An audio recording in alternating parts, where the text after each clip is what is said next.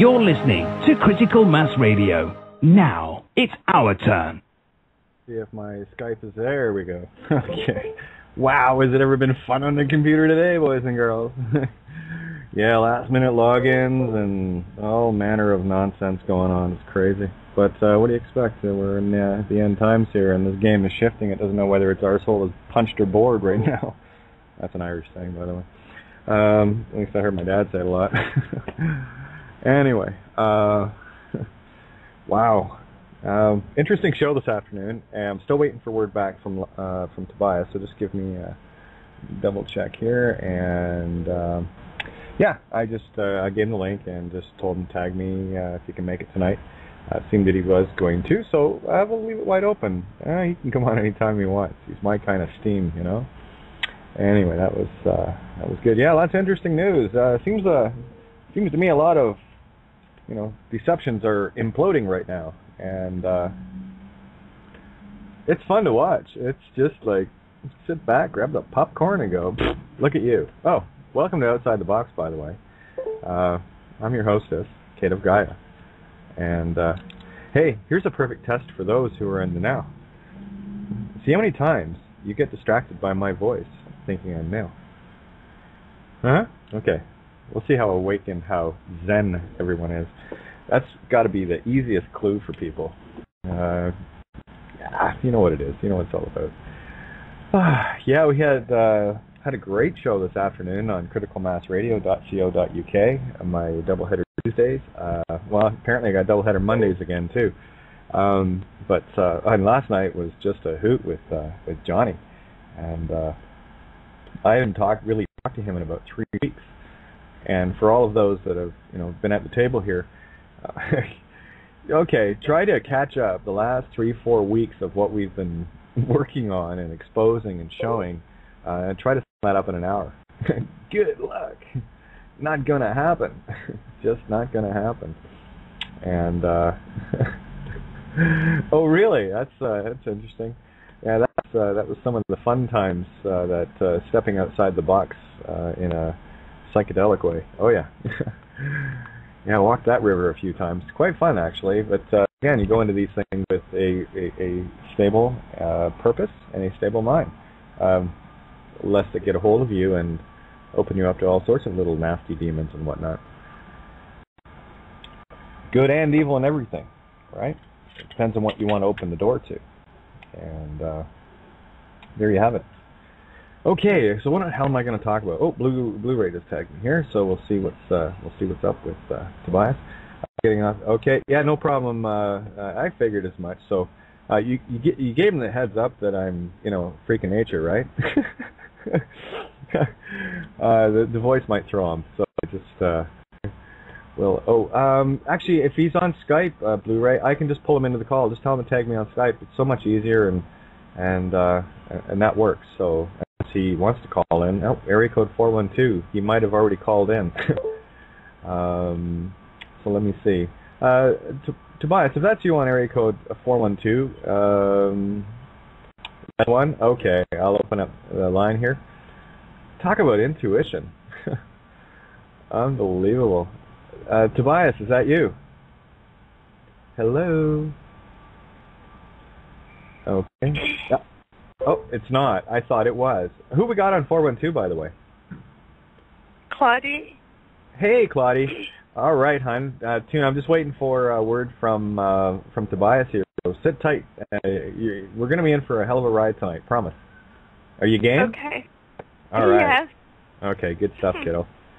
Put your seatbelt on. You're going to need it. Okay. Alrighty. Okay, let me see here. I love, actually, when people keep me in the loop here. Computer's freezing again. What are the odds of that, Catherine? Oh, I don't know, Kate. Anyway, yeah, Gemini. We do that a lot. As soon as I get my Skype to open up again. Yeah, it's, I don't know about you guys, but, I mean, the computer lately has, it's got a mind of its own. It's doing its own little thing here. Oh, yeah, freezing up again. Oh, there it is, and it closed. And let's try that again. There it is. Okay. Okay. Blu-ray, if you are in contact with Tobias, can you just let him know that I can bring him in via Skype? and or if he wants to call in, that's fine too. It just it's entirely up to him. Just happy to have him coming in. So now I've got what do we got here? You know the routine, guys. First few minutes of the show, right? Just kind of getting up to speed.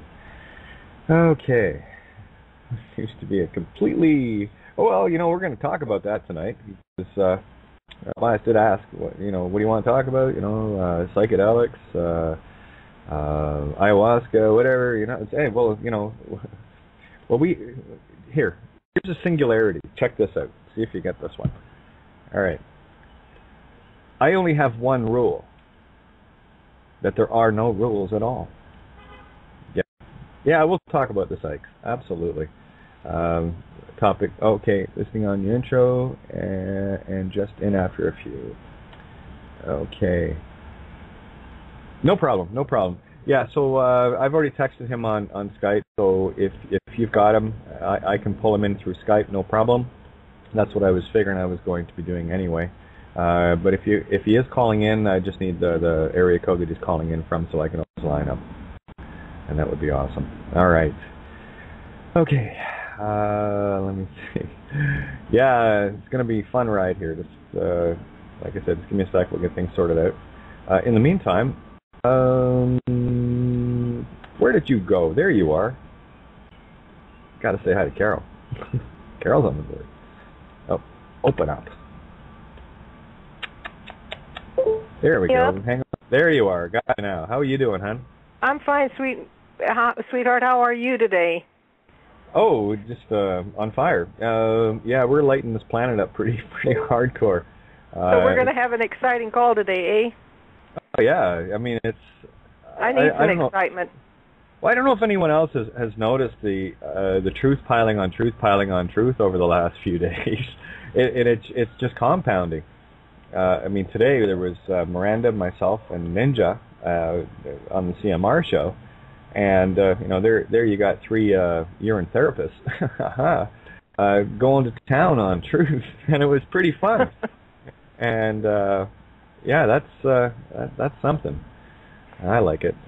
Well, you're doing a real good service to humanity by getting people all excited about it, and I've had to be programming myself, because I've tried to do it before, and for some reason it mental block, and so I'm going around saying, I love my urine. It's making me wonderful and healthy. Absolutely.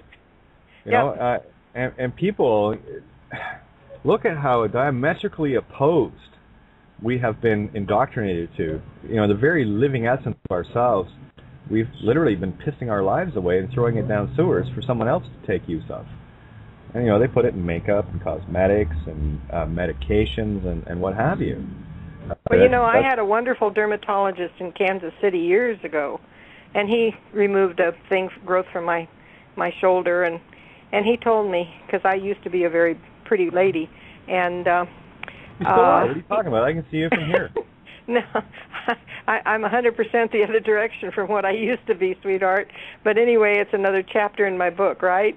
But anyway, he told me years ago, he told me two inexpensive hand creams to use, and he said they both had urea in them. At the time, this was back in the late 70s.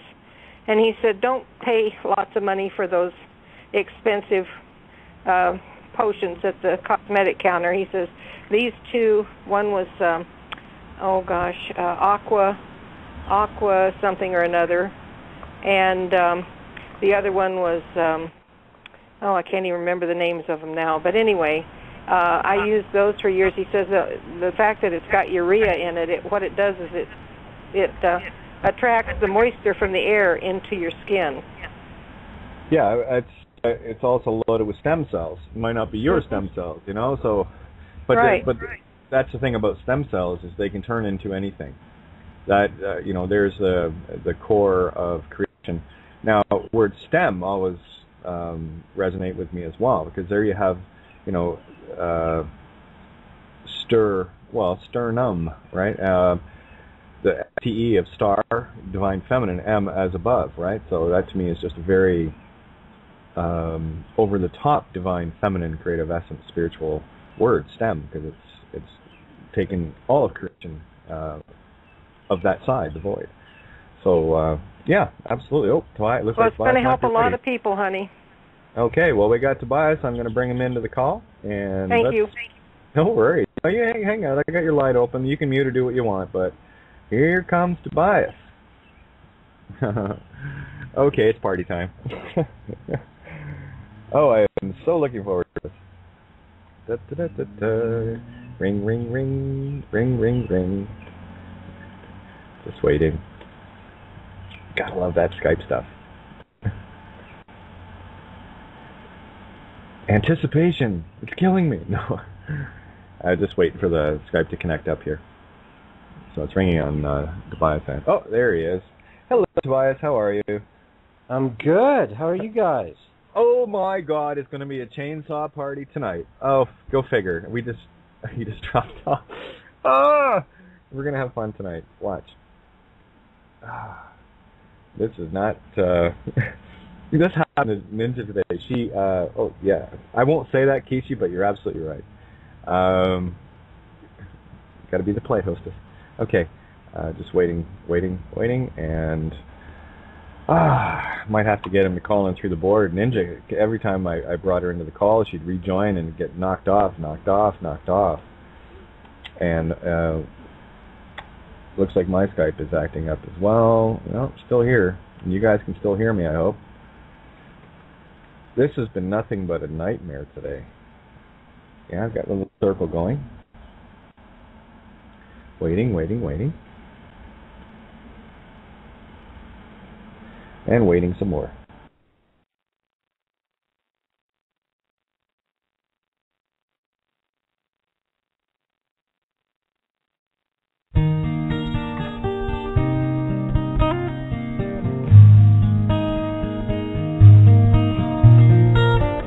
I've never seen before my eyes this dream. I've never known what makes this child to see. Like tears from a mountain pouring gently to the sea, a curiosity. Will you dare to touch my soul? Is love so frail that we can't hope to be more than we are, more than our hearts can see? And if for any reason on this field of broken dreams we stand to lose it all, then for you, yes, I do it willingly. If this is our moment, captured in time, always to sustain, for lost in your eyes I find are the only means to remain. Searching relentlessly, just like a cloud, she chases her rain. We'll stand here firm, 'cause we are an island protected by love on this field of broken dreams.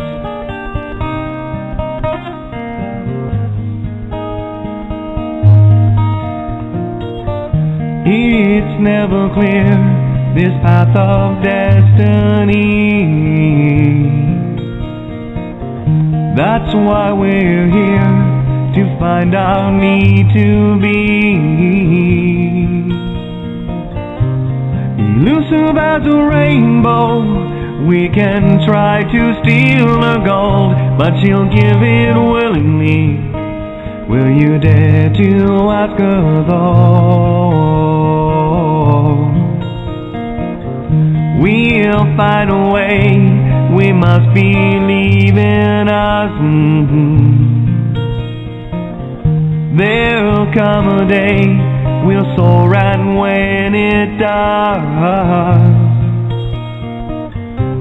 the sky will have no boundaries, I will challenge every sea. I will never lose this dream.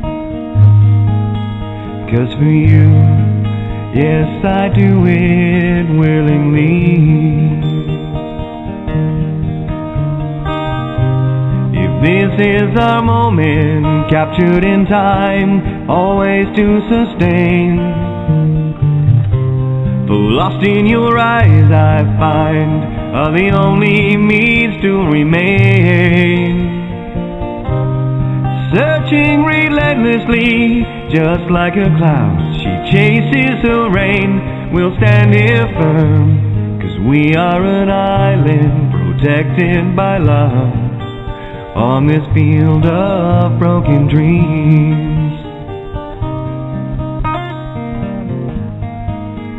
On this field of broken dreams. Okay. Yeah, you know, nothing like giving an intro and hoo-hoo and then zing, right? Yeah, you guys know the routine, right? Hey, Tobias, welcome.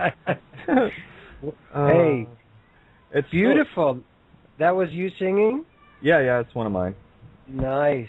Yeah. That was very sweet. Kind of what I did before I got kind of wrapped up in this, truth heresy.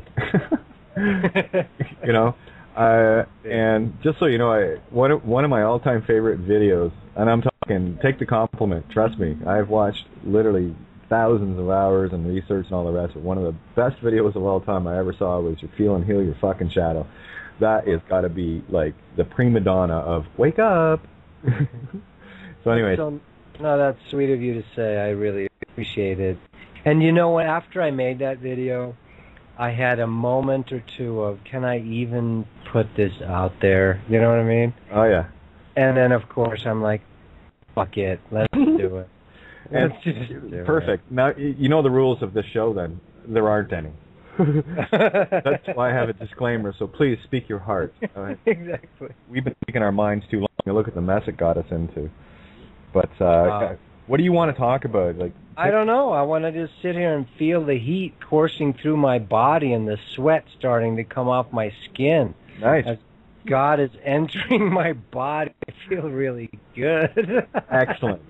And by the way, folks, I can appear normal if we need to, but since we're on a free-flowing show, we'll just enjoy ourselves. Absolutely. Rock and roll, my friend. That's all we do.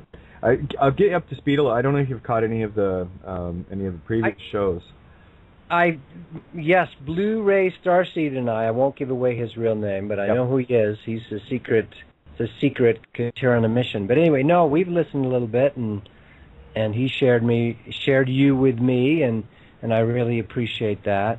So I have heard some of your doingnesses and like it. Well, there you go. Allegory time. It's party time. Actually, they were chatting a little bit. We have a Skype room called Love and Stuff. I can add you in there if you wish. It's a very busy room, so if you are going to be in there, I always recommend to people set your Skype to Do Not Disturb, or the beeps will drive you mad.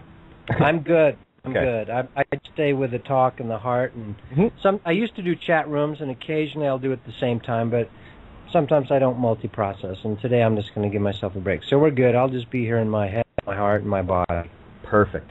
Works for me. So what came up? Well, they got into psychedelics, of course, ayahuasca, DMT, psilocybin, and what have you. All the fun stuff if you know how to use it. And I've got someone trying to call me. Here, just a sec. I just got it right on the air. Sure beats fuck off, right? On the air. So yes, ayahuasca has. I thought I was done with psychedelics, you know, kind of used them as gateway openers back in college, really, and I always knew to do it ceremonially. We never did it, you know, party-wise. Not that there's anything wrong with that. But I would take my friends out into the woods, and I go, okay, you're going to drive, you're not doing anything, and the rest of us are going to, you know, do this ceremony. We sit in a circle under the trees, and I'm like 20 years old, you know, and we're doing LSD. And but I quit that, or was done with it, kind of. My body was finished. I started doing yoga, and I had yogic experiences. But then about 6 years ago, I was in an airport in Atlanta, and a magazine jumped off the shelf that said it had pictures of these beautiful slot canyons, Antelope Canyon up in Lake Powell, northern Arizona, and about the southwest. And it said, read me. And I'm like, what for? I know that place. I've been there. I don't need to read about it. And it said, read me. And then I opened the magazine up, and it was a big spread on these pictures of the shamans in the jungle in Peru. And it said, to hell and back, my trip to Peru. And immediately I told my girlfriend Joy, I said, like, I just looked at it for a few seconds, and I go, oh, I think I'm going to the jungle, you know. Now, I don't know if you can hear me still. Oh, I hear you fine. I mute out on this end. I've got a bunch of kids playing down below. Okay. You can hear it. Cool. Go ahead. Yeah. So I told Joy, I think I'm going to Peru to visit hell, you know. And sure enough, about a month later, I'm flying off. And it was powerful. Ayahuasca, I read nothing about it ahead of time, sort of on purpose. I just want a fresh experience, no preconceived notions.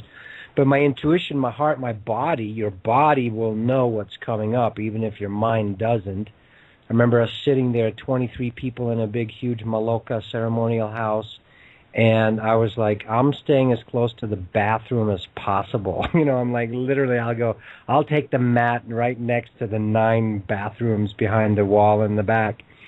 And I knew enough to be very respectful, and that she would kick my butt and, you know, be very honest with me, which is what Mother Ayahuasca will do. So I don't recommend it for everybody. Well, maybe. We were just talking about it today. Maybe we should make everybody do it. Yeah, that way sorry about that. That way they have something to, check their shadow out on, you know? Exactly.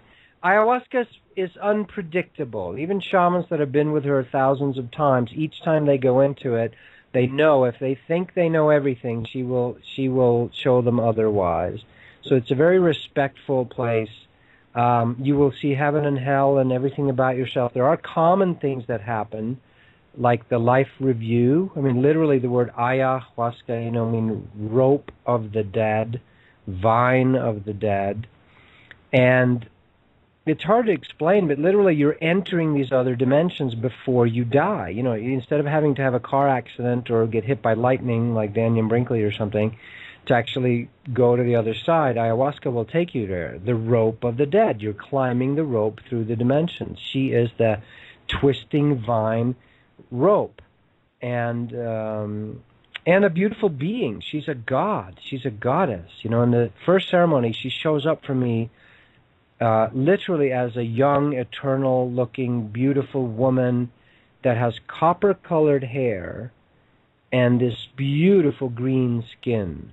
You know, but it seemed completely natural. And I could tell, I'm apologizing. I'm like going, listen, I know you're ayahuasca, but I want to make sure because I'm in an unfamiliar situation at the moment. I'm like flying through space. There's no up or down, right?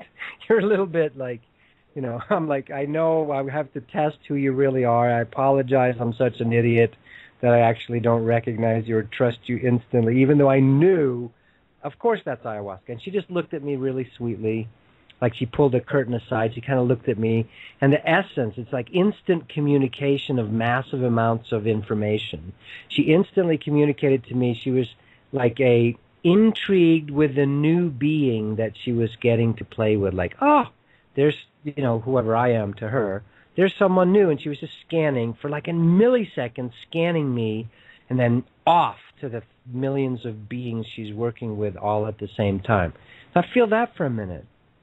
We're going to the place where we're going to be able to multi-process the way she does. She's just us. She's just a little more evolved down the evolutionary scale, but she's us. She's part of us, but she can handle, like masters can. They can be in 100 dimensions at once, operating 1,000 bodies and working with 1 million people, all while fully conscious of every detail. That's what ayahuasca is doing right at this moment as we're talking. And tonight, she'll be doing thousands of people down there in the jungles, working with them directly and across the planet now, people doing it privately in Hawaii, Australia, Netherlands, Russia, Canada. It doesn't matter. It's going everywhere. But she's a goddess. She is the anaconda. She takes that form. She took the young goddess form for me, and she just sort of said, welcome, and I'll be back to, check up on you later. Here you go. And sent me off into some realm where I had to deal with some of my shit, Oh, I totally hear you. These got a bunch of kids, and they're going nuts here. So, but talk about the energy. This is the childlike energy. This is the allegory, right? And you were talking about the whimsical, playful nature. Yeah. And it doesn't surprise me that she has copper hair and green skin. I was just going to say we did a show earlier today regarding Ireland being the heart of Gaia, and of course, red hair is the natural hair, like that is indigenous to Ireland, and of course, green skin makes total sense. Keep going. Right. Yeah, beautiful. So if you approach it that way, I remember my mother and dad asking me once, I got a graduate degree in business school, and about 10 years after that, they asked me, did you actually get a degree from that graduate school? Because I've lived my whole life kind of like that, Yeah, just off the cuff. Yeah, just sweet, like following the bouncing ball. And God's source has always taken care of me. I've had things. I've had cars and guitars, and what else do you need? You know what I mean? Houses. And so we are taken care of. That's been my approach, and it drives people crazy, too. See, here's the thing. The new undoing is not going to be meeting the mind and the controlling stuff on its territory. You have to shift to a different place, and that frequency is play. That frequency is ridiculousness. That frequency is confounding the categories, whether that's like you are. You're with mixing male-female with yourself, That's what we all are. That confounds the world of black and white, of like you're either one or the other. You're either with us or against us, That mindset cannot survive when you start playing, when you start being fluid. It has to go to essence. It has to go to source. Kids are fine with it. I used to always say, there's my cat. My cat doesn't care what your name is. You don't have to have a name for my cat. My cat looks at you and goes, I know what you are and who you are by how you're vibrating. Yeah, and so, the whole natural thing of getting back in touch. Absolutely. Yeah, so you just feel each other frequency-wise. And one of the chapters in my book, Listening to the Sun, it came really to me. These beings were working with me, and I asked them, who are you? And they said, we are the no names. We don't have names. And I'm like, cool. But they explained to me, at a certain point, like, names are silly. What for? And we made fun of Prince, the artist, right?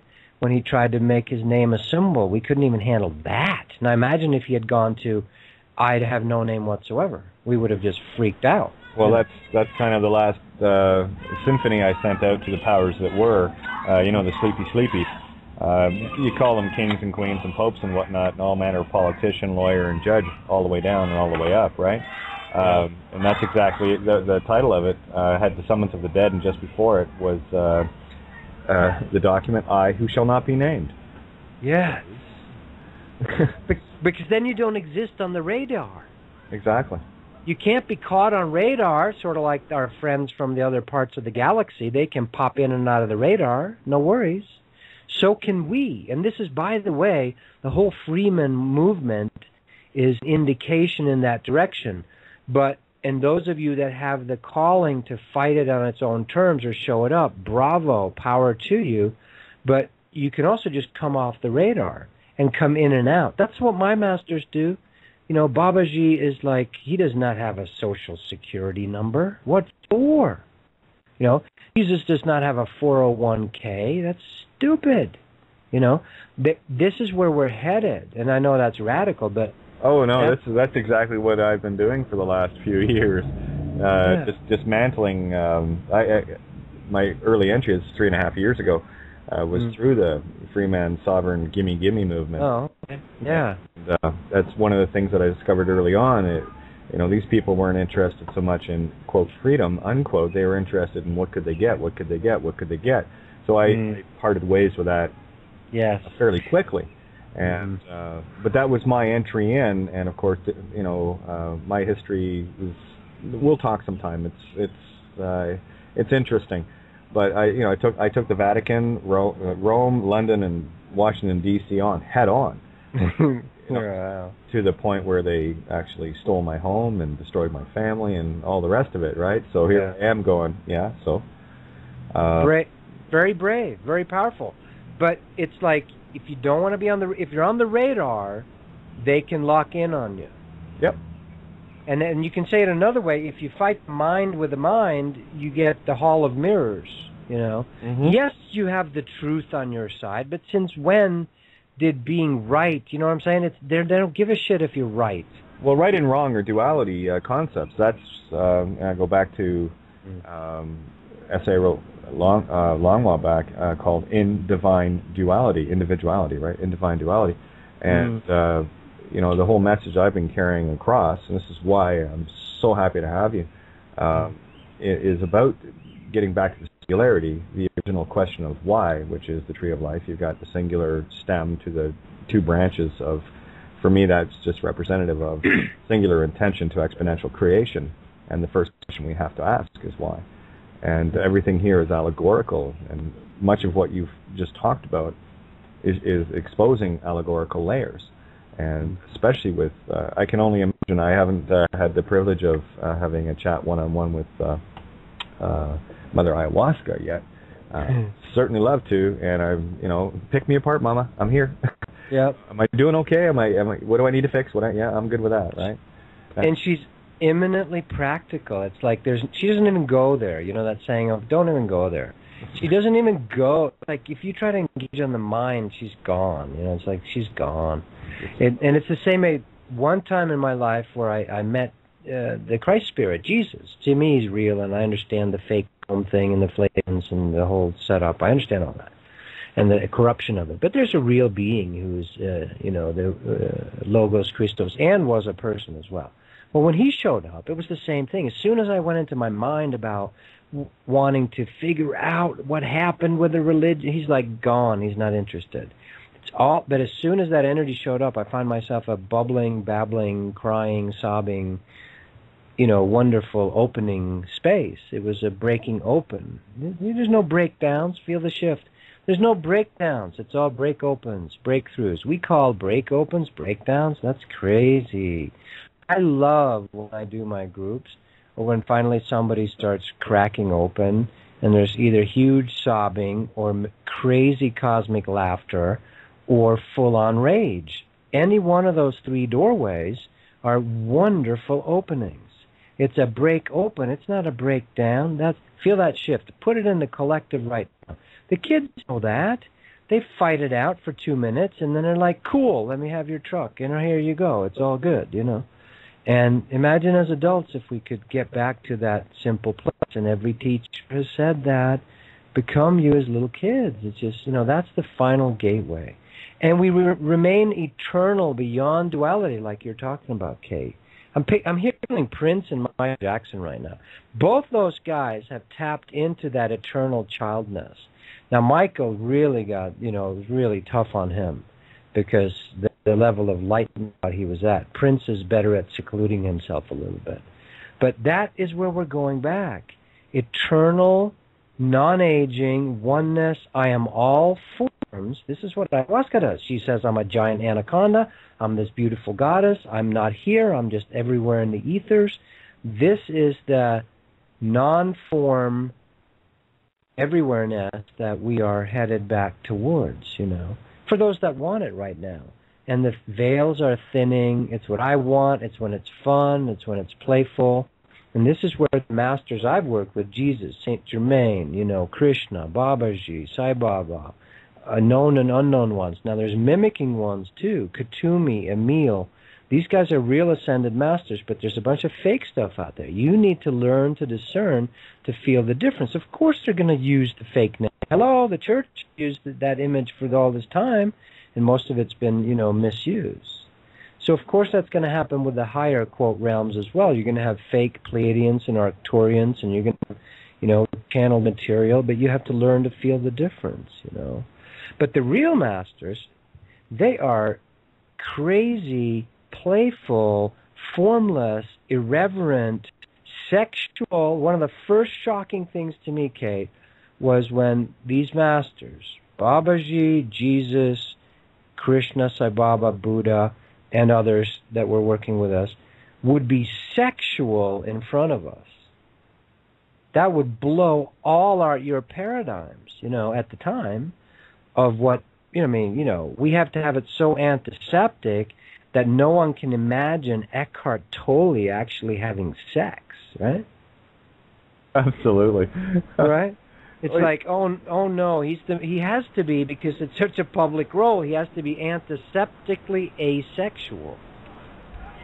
Well, that's the joy of being me. I was asked during an interview a week and a half, 2 weeks ago, Mel V from freedomcentral.info, and that was one of the questions she asked me. He says, do you have a preference, and whatever. I said no. With me, love is blind, and for me, it doesn't matter as long as I excuse me. It's about the heart, Yeah. If you follow the heart, and then this is the whole thing.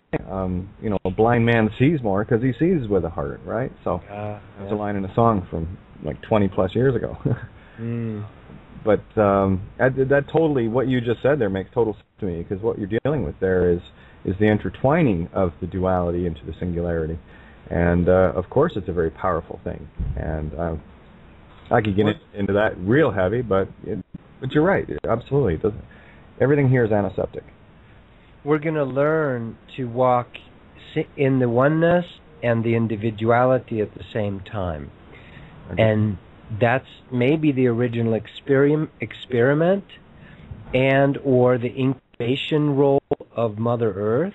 I don't think Mother Earth is the only planet in our galaxy that has this role, but there's not that many. There's other planets that just embody a single frequency, like imagine the blue planet, it's sort of a blue frequency. Or the Pleiades even, which are, our family, they have a certain frequencies, but they don't have a tumultuous amalgam mix integration thing that's happening on planet Earth. And so we are learning to be all levels on Earth while still retaining divinity. So there's this integration as well of draconian and reptilian, and by the way, it's not all bad. See, just because it's reptilian doesn't mean it's bad. Again, you need to learn to discern. We are reptilians. Every human being is a reptilian. Your reptilian brainstem is there. Covered it many times. Yes. So 250 genomes that are alien to everything else on this planet except in the human. And my intuition on it was, well, that's what built the reptilian brainstem transceiver that can be interfered with, and of course, got to have the fear factor. Throw the adrenal glands in that mix as well.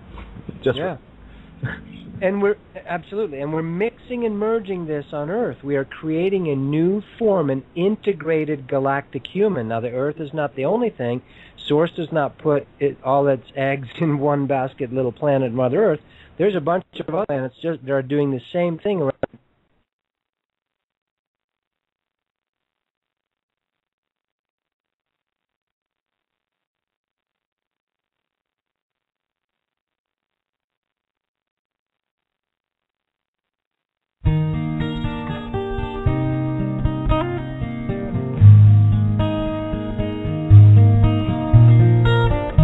I've never seen before my eyes this dream. I've never known what makes this child to see. Like tears from a mountain pouring gently to the sea, a curiosity. Will you dare to touch my soul? Is love so frail that we can't hope to be more than we are, more than our hearts hearts can see. And if for any reason on this field of broken dreams we stand to lose it all, then for you, yes, I do it willingly. Yeah. If this is our moment, captured in time, always to sustain, for lost in your eyes, I... Okay, let me just... There we are. Okay, we're back. Thanks, guys, for hanging in there. Thank you, Ninja, for covering the bases, as always. And... one of the things we have to learn, Kate, is when we get all excited, we still have to be able to retain our individuality. Otherwise, you'll fry the circuits of every electronic device on the planet. It's true. It's true. And a lot of this is, and I know this is the mirror. This is a lot of my output interfering with the message I want to get out, and of course, gets reflected back. So, you carry on. That's what we were talking about. We were just talking about that the new model is we're going to be merged with the ocean, meaning I can sit here and feel other beings as if I'm in their body, and at the same time present an individual body and an individual ego and consciousness. See, we're not meant to squash and kill the ego or the individuality. Rather, let there be an individual drop in the ocean, you know.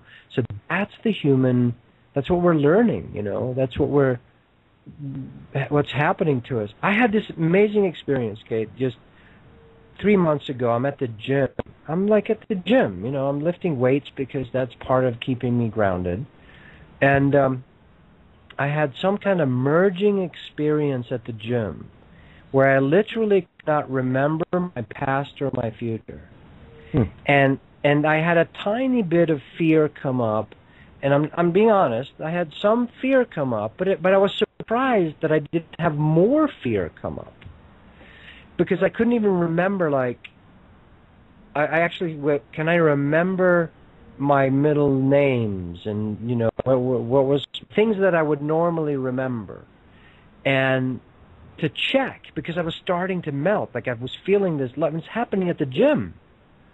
And this is a glimpse, God Source was telling me, and my own higher self was saying, this is a glimpse of the oneness experience, and you can feel your body as you're sitting there with your weights. And I can remember my routine, and it was a little bit of being erased, like my personality, beyond personality, you know, like Carlos Castaneda would learn from Don Juan, you know, erasing your personal history. So I want to say this to people, because I get reports from people, too. I just had a young man from England, Lee, if you would listen to this ever, that had an episode of merging, and he was working at a healing center in London doing Reiki, but he had such a merging thing that he created a disturbance. You know, they had to put him into a facility for a while, or his friends had to help him get away. So, and there was, you know, when the police come, and people don't understand if you start talking about stuff happening to you, you know, you got to be careful with it. Very careful. But, yes. So this is going to, this is the model. This is going to happen more and more to us. You're going to be having, while you're gardening, while you're at the gym, while you're doing anything, mundane tasks, a merging experience of, I can't remember my name or my social security number. I know Kate doesn't have one anymore, but literally, Kate, I was going at the gym. I'm going, what's my phone number? What's my social? And I couldn't remember them for a while. And God's like, can you hang out in not needing to know or to understand? Feel that one. Can you hang out in the space of not needing to know or understand? Yeah, the condition of unknowing. Which when I think of the concept of the ourself, God, Creator, whatever you want to call it, I refer to it as the all spark. Right? We're all little sparks of the all spark. You know. Yeah. And the way I have been describing it is, you know, in a grand scheme game, we have two parts of us: the all knowing and the all unknowing. And of course, the all knowing, in order to have a game, can have no power. And it has to all be given to the all unknowing. And I mean, these allegories display themselves everywhere. Yes. And this is the road that I'm walking. This is a yellow brick road. And based on my own experience and what you're talking about with the unknowing, can you be all unknowing and be okay with that? And you mentioned about the ego. That's one of the other things I love to bring up. It's not that we have to kill the ego. We've just got to get the mad dog under control. That's right. Heal. Exactly. I use that image too. And Swami Muktananda, one time I spent a summer here in Sedona at the house, kind of by myself for 3 months, and just reading, being, and listening, and sitting in the energy. And Swami Muktananda, who was this crazy Shaktipat teacher, well, you think he was crazy. His teacher was like literally naked all the time and would just throw things at people. And people would get healed or awakened or had samadhis from him throwing stuff at them, right? But I remember, so Swami Muktananda said beautifully one time, the ego's not the problem, the mind's not the problem. Embrace it, open your arms to it, embrace it, love it, and then give it a job to do. Tell it that it is part of you, and you can't be patronizing because it has a role. Without the ego, you cannot experience individuality. Exactly. Use the tool, don't be it. Yeah. Don't be a tool.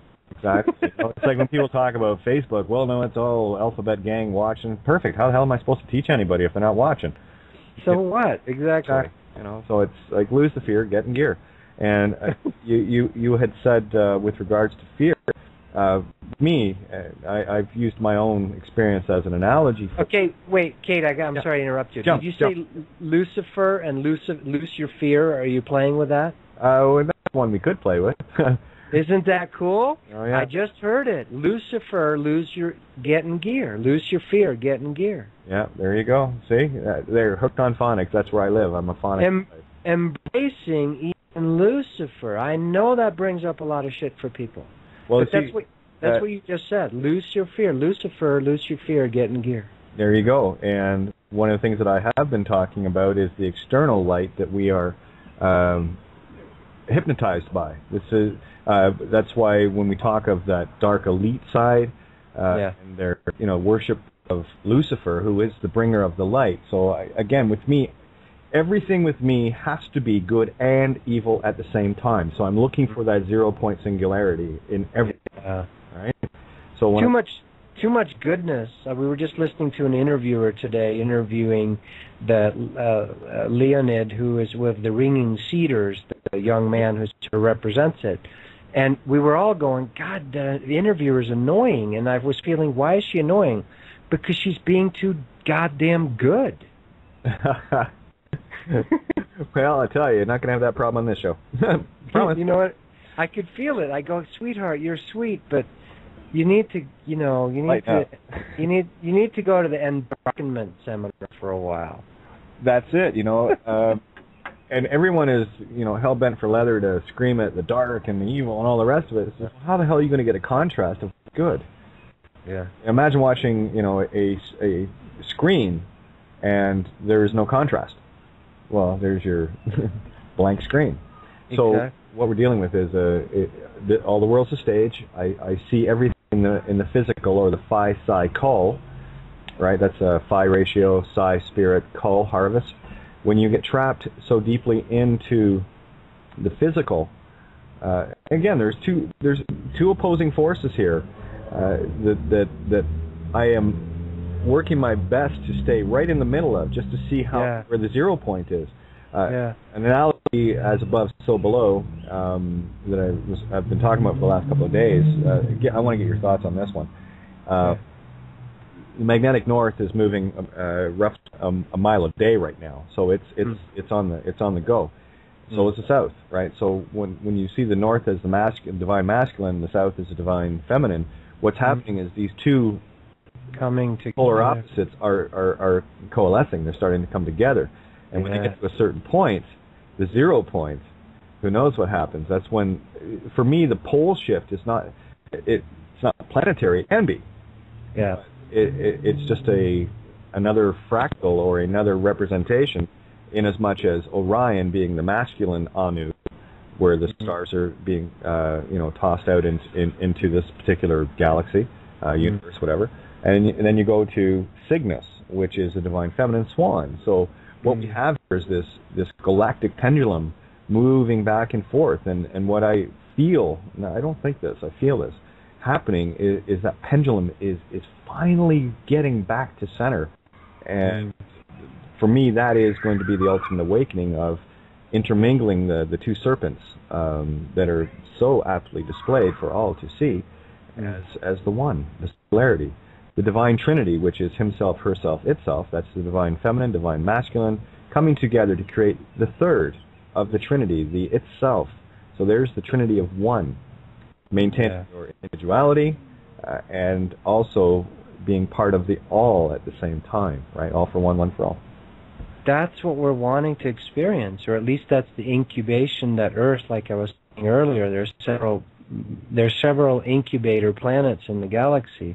I see 3 in sort of our area of the galaxy, in case we did blow up ourselves, even in parallel Earths and so forth. But we are incubating ourselves into that. As I heard you say that, I said, I am the galactic pendulum. I am the galactic pendulum. I welcome you. I actually heard a little while ago, I welcome you attacking me.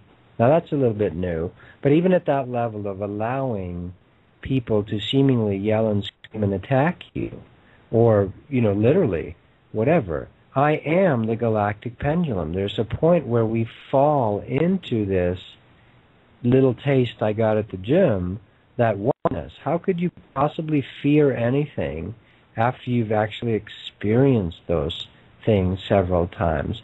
So when Buddha finally falls into the galactic oneness, he laughs for 7 days.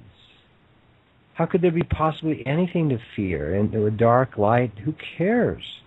It's just all bubbling, presenting manifestation, And I can certainly feel...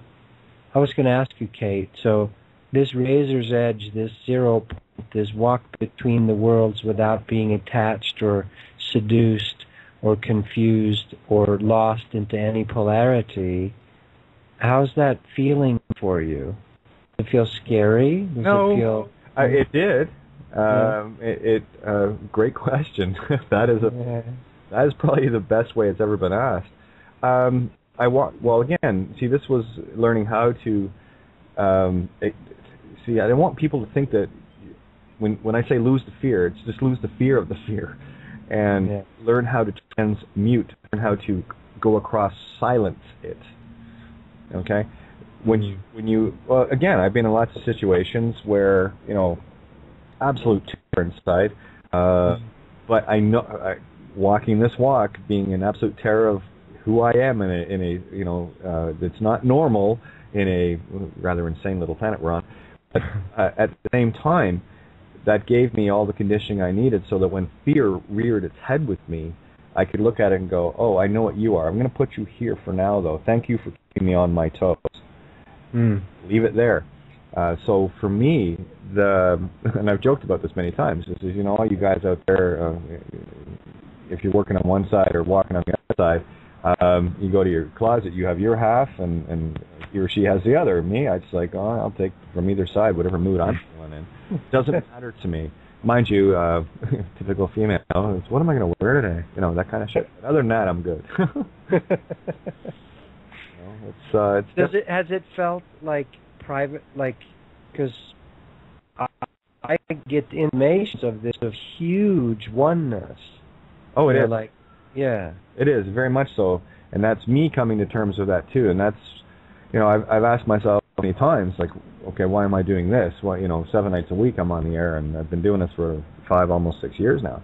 And now what I see happening is all these beautiful beings, coming, and we all sit at this table, right? All are welcome at this table. As I like to put it, I want to see how you eat. I want to see what your table manners are like.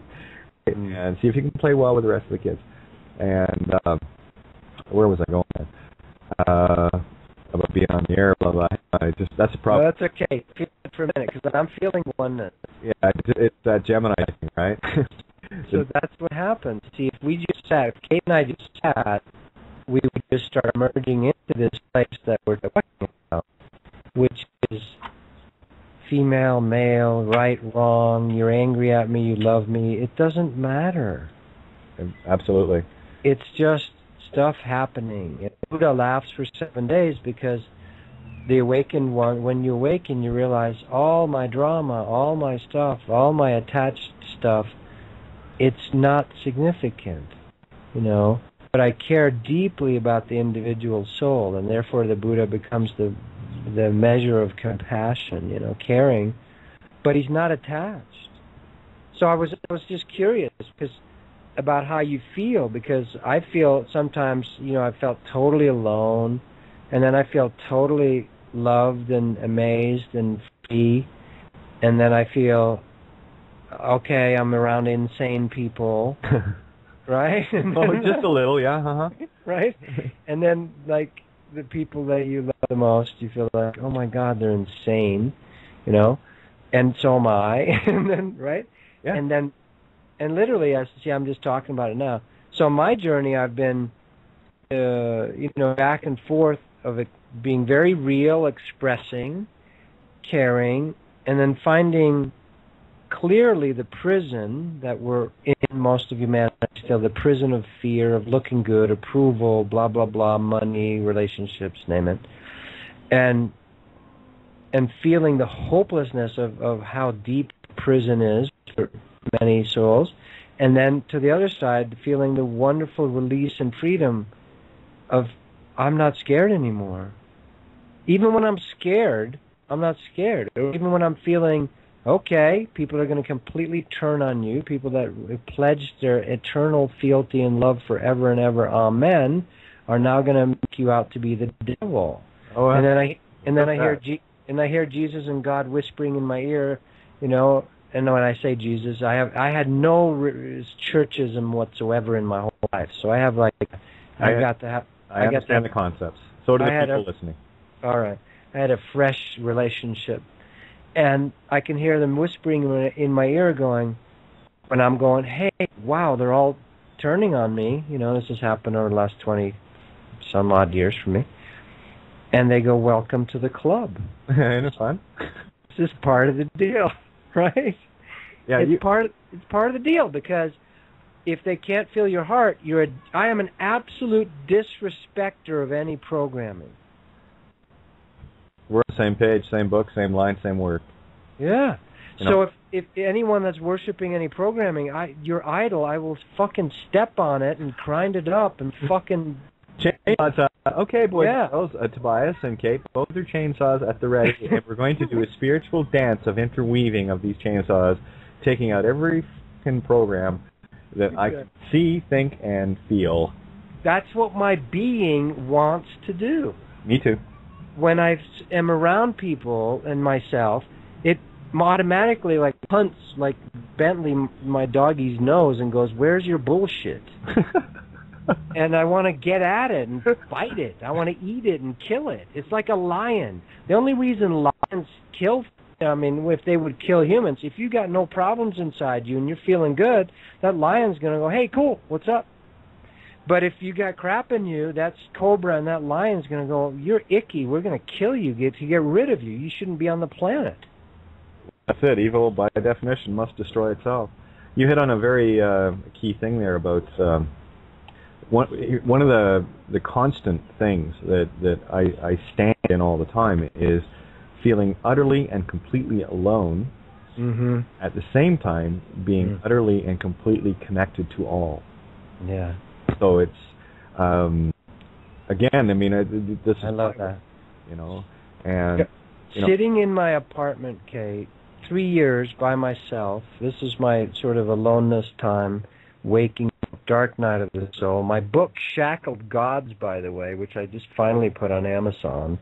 Shackled Gods is some of my writings from this time when I first completely uncensored myself.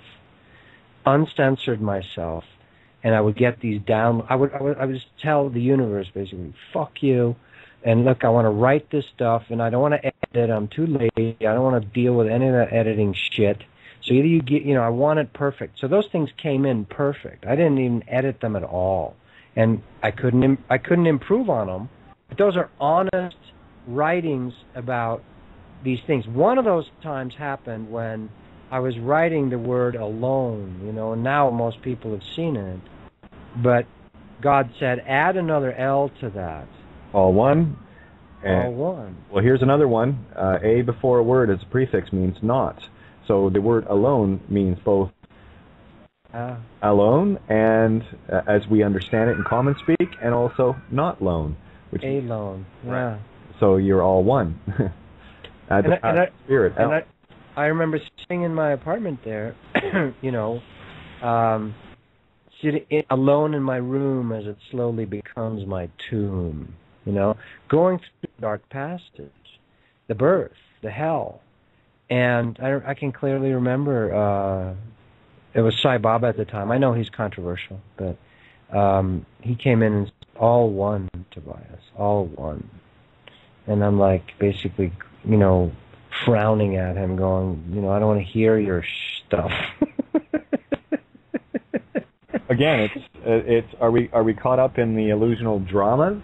Are we at complete effect to all those things that we have created and have caused in our own lives, or are we starting to? I use the movie script as an analogy for that. Are you the audience? Are you stagehand? Are you an extra? Are you supporting actor, or the one that makes the sing one or two lines in the movie, then supporting actor, and then of course the lead, or are you the director? And that for me is an easy Jacob's ladder to put yourself on whatever rung you think you can be, because I can't tell you where you are. I can't tell anyone where they are. I know where I am, and I will share my perspective from the rung of the ladder that I'm on, and those that are either above or below in terms of that will be able to see what it is I see. You get a whole different viewpoint standing on top of Mount Everest than you do standing at the bottom, and all points up and in between. So, yeah. I loved feeling when, first, the dark side, since you mentioned the Heal Your Shadow video at the beginning here, and that's what happened to me. I was delivering seminars, doing this thing called Avatar, which is a good thing for people, but it was still very much yogic. I was a yogi and, been to Yogananda's associations, Kriya Band, this and that, and did yoga. Beautiful. And then basically God pulled the rug out from under me and said, okay, now we're going to deal with merging polarities. This is completely different than, picking a side and going with that. And everything fell apart. And I remember sitting also in that apartment and one night feeling these, quote, dark beings that I would have labeled dark before. And his name was Nahala, Nahala, Nahala. And it literally means on an etheric level to make things go out of existence. Now feel that. Nahala. Yeah. You have a friend, Nah. And that's exactly what he does. He puts things out of existence. Well, this guy showed up, this being. He's beautiful. He's got, imagine black skin that has absolutely no hair on it, perfect musculature, pointed ears. Now, this is what we would label a devil, right? Yeah. And he said, that's bull. This is just a form. I am a master of time-space. I am a master of time-space. I am the dissolver, the Shiva, the destroyer. And and he would sit with me in my apartment. And it was the first time I would feel the womb, that space, the total emptiness, and I would feel it incredibly peaceful. And, paradoxically, I would fill up with the most heat and the most kundalini heat energy in my belly and in my being that I ever had. Perfect. And I would hang out with this guy, and this was my initiation into Tobias. Come on. You can't just be involved with, quote, the light. You have to be involved with what's been called the dark. And this is the same thing if you would sit with a black panther or a black jaguar. They're not evil. There's nothing evil about them. They are the dissolvers. See, the shamans in Peru because their jaws are the strongest jaws of all animals, the jaguar, they're the only ones that can open the turtle shell or whatever, right? Right. They are the masticators of stuff. They are the dissolver of the universe. And so you have to let yourself literally be eaten by them at a certain point in the shamanic ritual. I mean, etherically. You can do it physically too if you want. You'll come back. Don't worry. If you did it physically, you'd probably instantly recreate a physical body. Agreed. Yeah. And for those, we got people all around the world. Mastication is chewing. Chewing, yes. Yeah, so just feel the jaws right now. Image the black leopard, the black jaguar, bigger than a leopard, bigger head. Feel his jaws. Touch him right now, right on that where he's chewing. Feel the strength of his jaw. It's like a pit bull, a good pit bull dog. Touch their head and their jaws and feel the muscles they have. Oh yeah, I've been around a few of those, and yeah, they are nothing but rippled power. Now love that and embrace it and have him be your friend. Oh, absolutely. Like I said, I took on the darkest of dark in terms of the Vatican and the whole fear porn process they instill on people. Get you afraid of one side, i.e. the dark. Hollywood does a good job of that. Instead of embracing it. And what I've been trying to do lately, for a long time, is get people to embrace both sides. I'm an analogy here. This is the that I am, right? I'm just an allegory in this form. I can go onto the dance floor and I can lead and I can be led in either form. And I'm happy with both. I'm okay with both. But don't you want it to be God leading you? You don't want any, or what? Do you care? That for me is the divine right, of course, the creative aspect, the darkness of the void within. And that's where, for me, when I talk of downloads, that's eyes closed and I'm just talking. And there's no thought, it's just go. And that's probably, how would I put that? No, you're triggering something for me. See, I was still feeling a preference in me. Now we're doing live sort of learning and introspection. This is, why not? Absolutely. I was feeling I still want God. When I surrender the lead, I still want, quote, conscious awareness to lead. But what you just triggered for me is, what do I care? Even if it's denial, even if it's someone who's completely unconscious and they think whatever, whether can I allow that to lead, seemingly lead me, and even surrender to that? And therein lies, for me, one of the biggest problems of the ego program. When people are being tools, they're being led by it, and that's that whole control. I need to master this and master that, and and look at the allegory of society. We have the most degraded, depleted beings, as far as I can see, in the form of the kings and queens and the wealthy and all these people that are gathering up this living flesh called money. It's all based on and spiritual, and for me that is their level of accomplishment in a uber physical form that does not have any spirituality with it, and they're only kidding themselves. Yeah. So me can inherit the earth. Yeah, I was just feeling even being asked to take a step, because I've been like, okay, I'll let go, meaning like if we're in a group, I'll often say, I don't care who's talking, who's leading, as long as it's coming from a unified source place that's leading the group somewhere towards unification. But I just, or goodness, grace, whatever, awakening, call it whatever you want. Yeah. But I was just feeling, could I allow even a tool to lead for a while? Well, we've done it for most of our lives until we actually came into that, quote, awakening, unquote thing, right? No, I have. But I still have a distaste for the tools leading. I agree. Me too. Yeah, exactly. So I'm trying to feel, I'm hearing God in my ear going, could you, like a wise master woman, wizard woman, witch, she can allow the stupid man to lead. Yeah. But she knows she's doing it. Well, that's the thing, and when there is a free will choice to allow it, then you're actually at cause over it. Exactly. So feel that, guys. So even all of us out there feeling we're trapped by the tools of the world, job, husbands, wives, relationships, education, kids, money, blah, blah, blah, if you feel trapped by the, quote, tools of the world, by the energy that runs the world, you can master that, Aikido-wise. You can allow that energy to seemingly have its way with you, but simply allow it to flow through, aside, around, and you fulfill. That's real magic. That's invisibility magic. That's disappearance magic. That's not showing up on the radar magic. Now feel that. In the world, not of it. That's exactly what that is. Agreed. I love it. And getting lots of comments in the room regarding your voice oozes love, by the way. And this is, I think, first time I heard you speaking, of course, in the videos, I thought, oh, this is someone I definitely have to interface with and just see where this beautiful river of truth will go. And that's with me. I just get into the spirit breath, row your boat, and follow it down center stream. And When I'm in this space, when I'm remembering and I'm invoking and inviting it, but this morning I was in a bit of a different space. See, that's allowing now.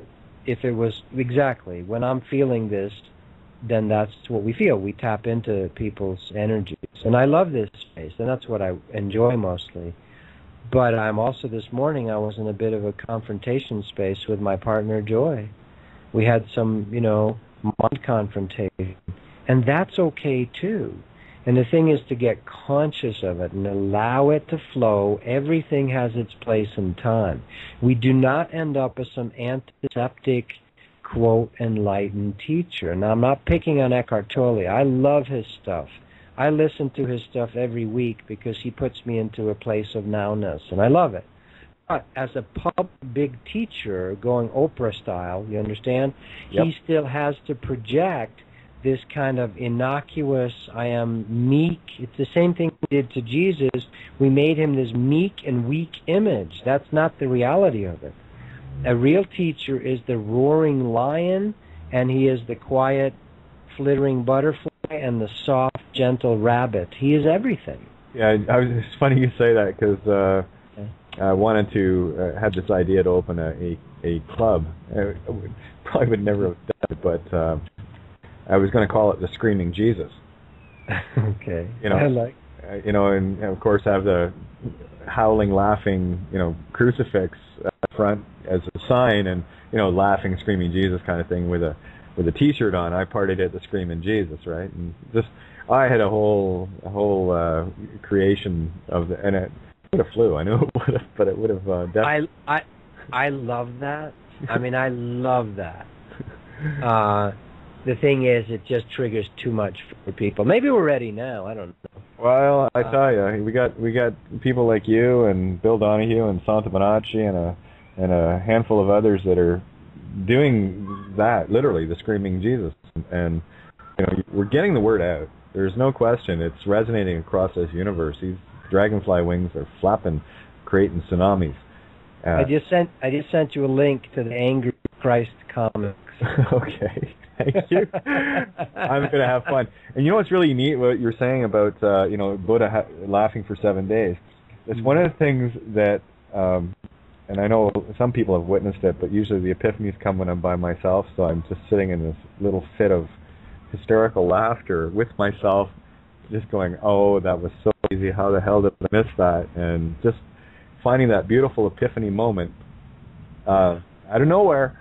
And next thing you know is I'm howling, just laughing my fool face off and loving it.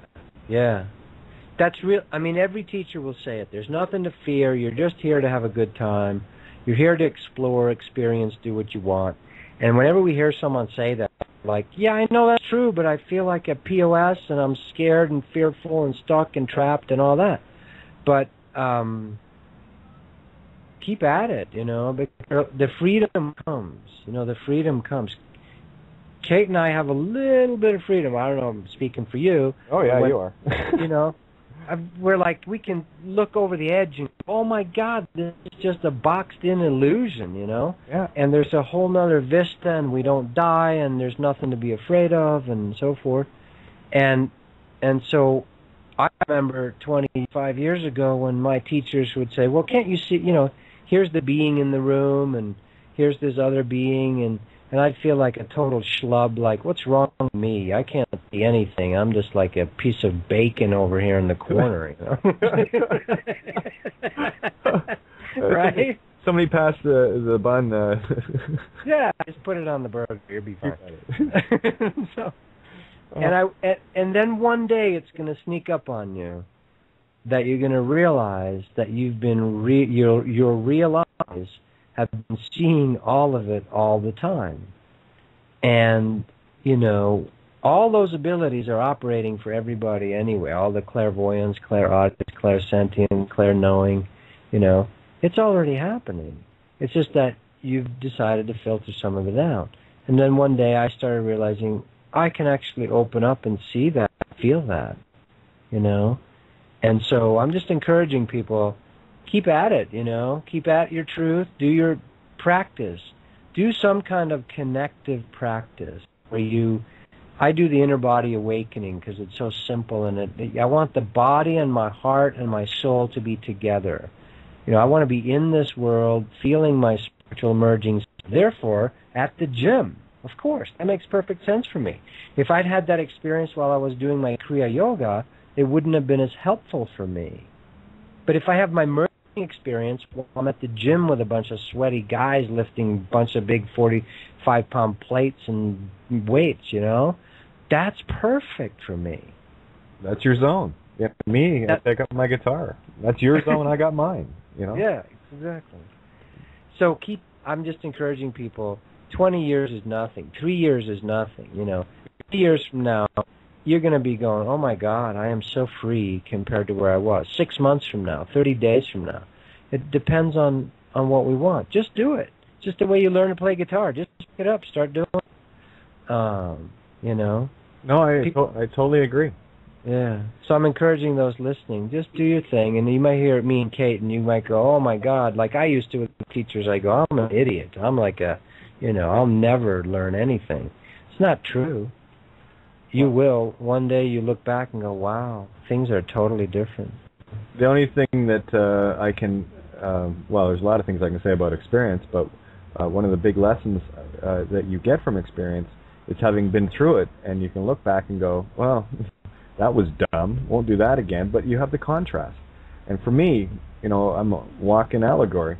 As I call it, I'm a walking, talking three-way.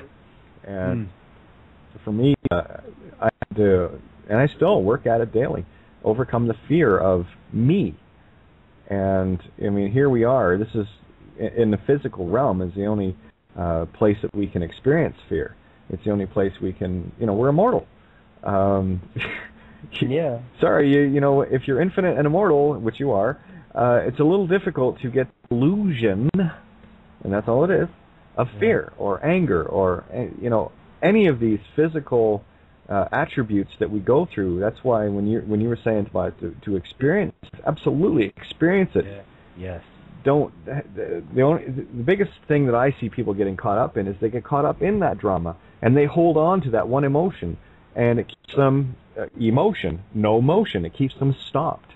Yes. And they can't move back into the love parade or the river of truth, life, love, which for me the only motion in this universe is love. Yeah. That's the conquering all. So it's in as much as we have to be hard on ourselves, don't take yourself so seriously. Understand the experience, understand the lesson, and like everything else, just feel your way through. You'll be fine. Temporary passing through. Yeah, it's just a dance. The song, we get different songs. Each lifetime is a different song. So dance your dance. I am an alchemy master. There you go. It's really all energy. We're all hearing that lately. Our molecule, our skin cells, our bones, your teeth. The hardest thing in you is basically empty space. Yep. So you've got cells made up of proteins. They're made up of molecules. They're made up of atoms. And we've all heard the atom is basically like you hold a basketball or a tennis ball in the center of a giant football stick, and there's some dust flying around the top of the bleachers. They're the nosebleed seats. That's an atom. The electrons is the dust, and the nucleus. There's not even a nucleus, by the way. The nucleus is made up. That's even just all energy, too. Well, it's an allegory. It's something to give the physical reality something to sink those jaguar jaws into. Yeah, I was looking at a big red stone rock yesterday up at Oak Creek in Sedona at the river as I'm standing in the water flowing around my ankles. And I'm looking at this block that must weigh like 5 tons. And I'm feeling what we're talking about. I'm going, this is amazing that we have collectively created this beauty into these atoms. You know, I was feeling the collective 100th monkey, you know, the collective consciousness creation of these red rocks. This sitting in the water and me standing in the water, and I'm going, this is giving me all kinds of energy rushes, and I'm feeling all the beauty. And I was also amazed that we've all agreed to create this collective game. And then I was tapping into feeling on the astral energetic 450 levels that this rock is existing on the 4D and the 5D, or it couldn't exist here. And I'm like, that is so cool. And I was just starting to tap into the collective allegory, the collective story. It's just one story. It's just a big story. And the storyboard. This is the storyboard, exactly. And the irony of that big red rock, it's mostly space. Yeah. And exactly. And I could see it, and I could start, then you can start to feel at the place where you can go, okay. And this is what shamans teach, and it happens naturally and spontaneously, so you start merging into this energetic oneness. At some point, I could put my hand into the rock, and touch and feel it, and let it envelop me. Now, if I freaked out, it might trap me in it, the way the sword was trapped in the stone, King Arthur, right? But I was just feeling the fluidity of all of that. So it's funny you mentioned King Arthur. That was kind of the basis of the show last night, and talked about that this morning. That's just a coincidence. Look away, everyone. The wizard is not behind the curtain that you just pulled back. Keep going. There's nothing happening here. No, nothing to see here. Move along, move along. Stop rubbernecking truth. I love that. Stop rubbernecking truth. Well, everyone's rubbernecking the drama, so I just kind of put it in the mirror and say, well, start rubbernecking truth and see what you find. Neat. That's great. I love that. That's the Mark Twain comment. He was such ahead of his time. I grew up in Sweden till I was 13. The first street we lived on in the U.S. is the same street that Mark Twain had lived his last 40 years of his life. Mark Twain, he's a Sagittarian. I just connect with him. Wherever I travel, he seems to have already been there. We're sitting on some stone at the place of refuge in Hawaii on the Big Island, at the place of refuge, the Puhuna Hona Now. There's, 500 syllables, vowels in there. He's already been there. He sat on the same stone I'm watching the sunset from. I love Mark Twain. But the way he put it, Kate, was he said, people often stumble upon the truth, but they usually quickly get up, dust themselves off, and run away. Right? Yeah. Are you Sagittarian? I am. I'm Gemini. We're mirrors. Uh-oh. I'm the zodiac. We're mirrors. Sag is the mirror to Gemini, and Gemini is the mirror to Sag. You're the dark to my light, and I'm the light to your dark. Interesting. Well, so does that mean on the wheel too we're actually opposite, kind of on the 12? Opposite and equal. Interesting. Yeah. Remind me to make sure I stay as far away from you as possible. Good luck. Good luck. Yeah, it's what a treat. What a treat. You can't outrun yourself. Nope. That's the thing. Do you know what I feel like right now, Tobias? What? I feel like I'm hanging out with myself. There you go. I just saw the T-shirt. You can't outrun yourself. Well, you can try. You can try. We've been trying. Yeah, you might drop a meat stick or two on the process, but yeah. I call bodies meat sticks. Meat sticks, yeah. That's a good one too. No, I liked your stop rubbernecking the truth. I mean, that'll really twist people's minds. I love that one. Well, it gets them looking, won't it? That's awesome. Stop rubbernecking the truth. Yeah. There's a T-shirt, and I'm contributing. You can't outrun yourself. Hey, those are two good shirts right there. Good bumper stickers. Absolutely. Get the truth out. Something that you just triggered there. It just left. Hang on a second. Wait for the bird to come back with it. Keep going. Keep going. Yeah. Oh, man. And there will come a time, like you and I are touching on it a couple of times tonight, Kate, and we would just go into it if we just, did this fully. but it turns into dead air on the radio. See, that's the thing. But maybe someday we'll actually be able to do that on radio shows where people can actually feel the pregnant pauses. They can feel a filled, empty space. Well, and that's when the mind gets erased. See, that's the place. Well, that's, it erased. Yeah. I was going to say that's the irony that you said that, because we have a lot of those.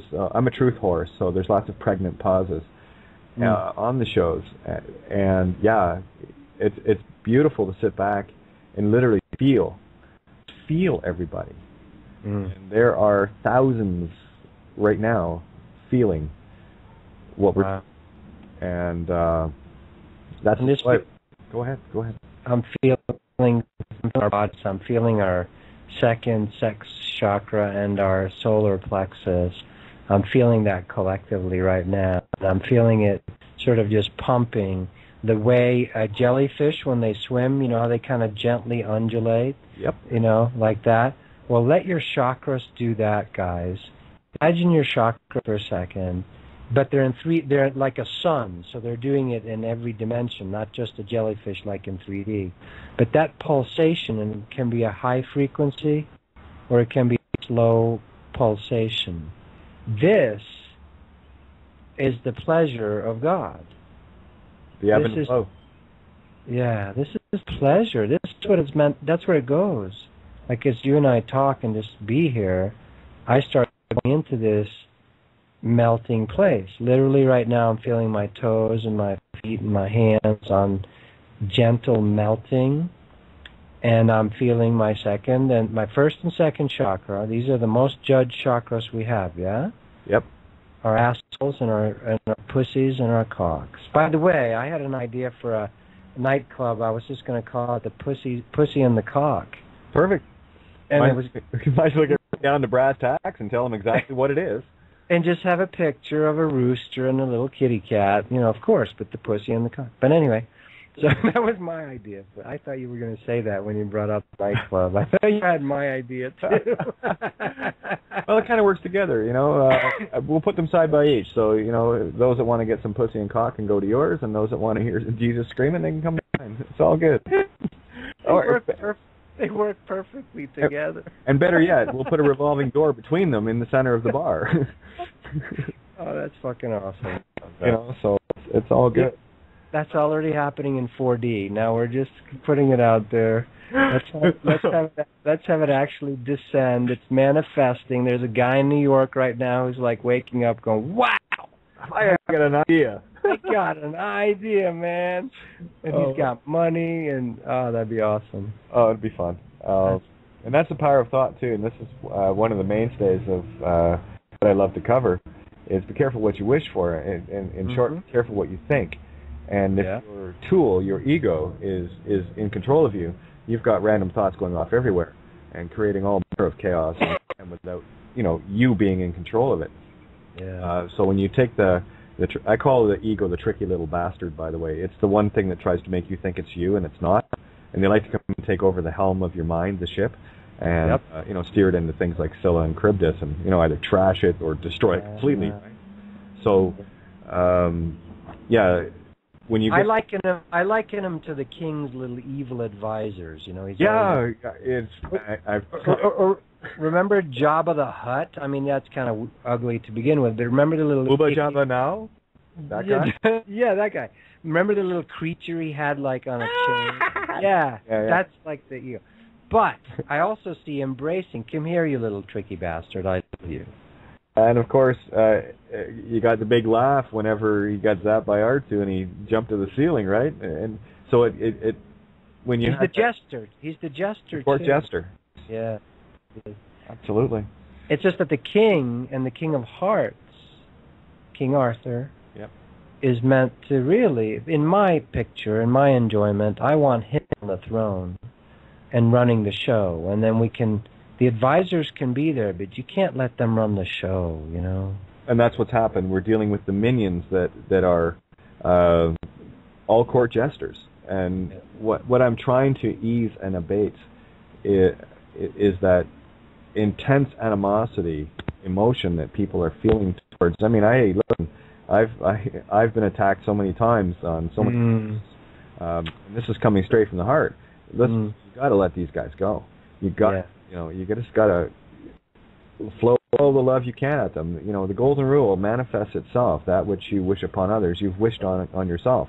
So the experiences that they have, that I was part of, is I get to be the mirror reflection of that, and I look at it and say, well, that's not something I would do to you, so I guess you're going to have to enjoy that because you created it against me, and that's okay. I'm not trespass your free will choice to enjoy everything that I've been through to get where I'm at right now, which is, I've got both, I'll put it in word sense. It's not literal. I'm trying to give an analogy here. Yeah. Both remorse and gratitude in balance. Feel that. Now just feel that. Remorse and gratitude in balance. Same with the love-hate relationship. It's the fear-courage. It's putting those things back together in a singularity. Together. Yes. 1, 2. Exactly. And these are very simple concepts, but they're so incredibly difficult to convey. And a lot of times, I've done shows in the past where I've, had a 7-step process to, share one idea to get to the concept, to go into the next one, to go into the next one, to get the actual concept I'm trying to relay. And what I do is just use experience of this happened here and this happened this way, and it moved on to this and this and this, and this is how it ended up. And then I can show the very simple concept at the end of it. That's beautiful. That's the story. That's the teaching story. Yeah. And those are beautiful. Yeah. I call it the mirror. The mirroring. It's just mirroring. It's all mirroring. Well, guess what my favorite expression is? Mirror, mirror on the wall. Bingo. I say. Who's the nicest? Whatever I want to fucking be all the time. Well, for me it was mirror, mirror on the wall. Give me a match and watch your own fall. And that's light her up, baby. Throw the fire of truth on it. Oh yeah. Feed of that. Kate, me, and everybody out there. We are seeds. We are light seeds. Now a seed grows tomatoes. A light seed grows a blazing, roaring galaxy of light. Perfect. So there's one person that decides seed that let their seed grow can massively change everybody who's keeping their seeds in the dark. Oh, agreed. Yeah. And I want to bring Miranda in here. She's off on one of her lexigram things. You're going to enjoy this. By the way, we're urine therapist types. We all loop the golden elixir, the floss. I've done this. I do this occasionally when I feel to do it, and I've certainly, absolutely, I understand that. So, well, I tell people, you want the instant downloads, you want to crack your pineal open, decalcify, and all the rest of it. Start getting on your philosopher's stone. It's the perfect elixir. That's why. Hey, Miranda, how are you? Hello, lovely people. Hello. Hello, it's Tobias. So lovely to hear you. And you too. And I just named it Seeing Love, Seeing Love, Miranda. Oh, and I am seeing lots of love in both of you guys tonight, and gals. Totally. And Mirror, Mirror. Mirror, Mirror, too, is your name. Mir is to see, right? So Miranda, that's what I heard. Seeing love, reflecting love. Oh, that's gorgeous. Absolutely gorgeous. Love it. Well, I got to tell you, have you heard of go ahead, lexicograms? Miranda. Have you heard of lexicograms, Tobias? No, but I can feel it. Go ahead. Okay, well, I've done a lexigram of your name. I only have Tobias Lars. I don't know if you have a middle name. And from the letters, I have decoded the hidden meanings within words that are in your name. And I'm going to read it to you. Tobias Lars, trials or trails, a sailboat, a lost boat, albatross, Altair, astral rabbi, star bolt, orbit Solaris, toi, toi, toi. solar, salsa, a Libra, a Atlas, a altar, a star, a czar. Tobias Lars is a riot. There you go. Wow. Now I'm feeling so much in there. I love it. Can I have a copy of that? Of course you can. Of course you can. And I wanted to know, Tobias, do you have a middle name? I do. But I haven't used it for so long, and I'm not sure that is the right thing, but you can add it into it and let's see what happens. Well, the ancient etymology for name is actually way. It is your path, and it is an ethereal gift. Came from the ether to your mom and dad, and was given to you as a clue. I understand. I haven't felt my family last name for a long time, so I don't use it, okay? But I'll give you the other middle name. It's Gunnar, like Gunnar. It's an old Nordic name. Gunnar, Gunnar, like the Nelson twins. Remember those? Yeah. Oh. Yeah. There you go. Absolutely. Yeah, it's there you go. And Miranda's going to be off on a tear now. You watch. Right. Love it. Solaris, of course, the sailboats right on, the Albert, all of it, the trials or trails, all of those things, the loneliness, the soul, the alone soul journey, the a priest, the princess, the aristocracy stuff, lifetimes. Yeah, it's all right on. And does the number 3 resonate with you a lot? Yeah. Yeah, because one of my businesses was Trinity International. Oh. Just a coincidence. Yeah, right. Right. Oh, beautiful. And it's a shame because to find out that you're a Sagittarian when Libra is in your name. So I did wonder whether or not that's your moon sign or maybe your rising sign. Well, I'm not sure. Actually, whereabouts in Sagittarius are you? First, second, or third decan? If you're in the first 10 days of the no, I'm right on this winter solstice. So you pull in Libra then. Absolutely. I'm born on December 20th at night. Oh, yeah, further ends. Okay, capital. So late December 20th. Late December 20th, about 6 o'clock at night, I believe. We're not sure exactly. In Stockholm, Sweden. So you have to work with it. And I'm not an astrologist, so I don't know that much except intuitively. Well, if you hooked up with Santo, he's in on Friday. And while I've got you right now, please know that this door is open at any given point.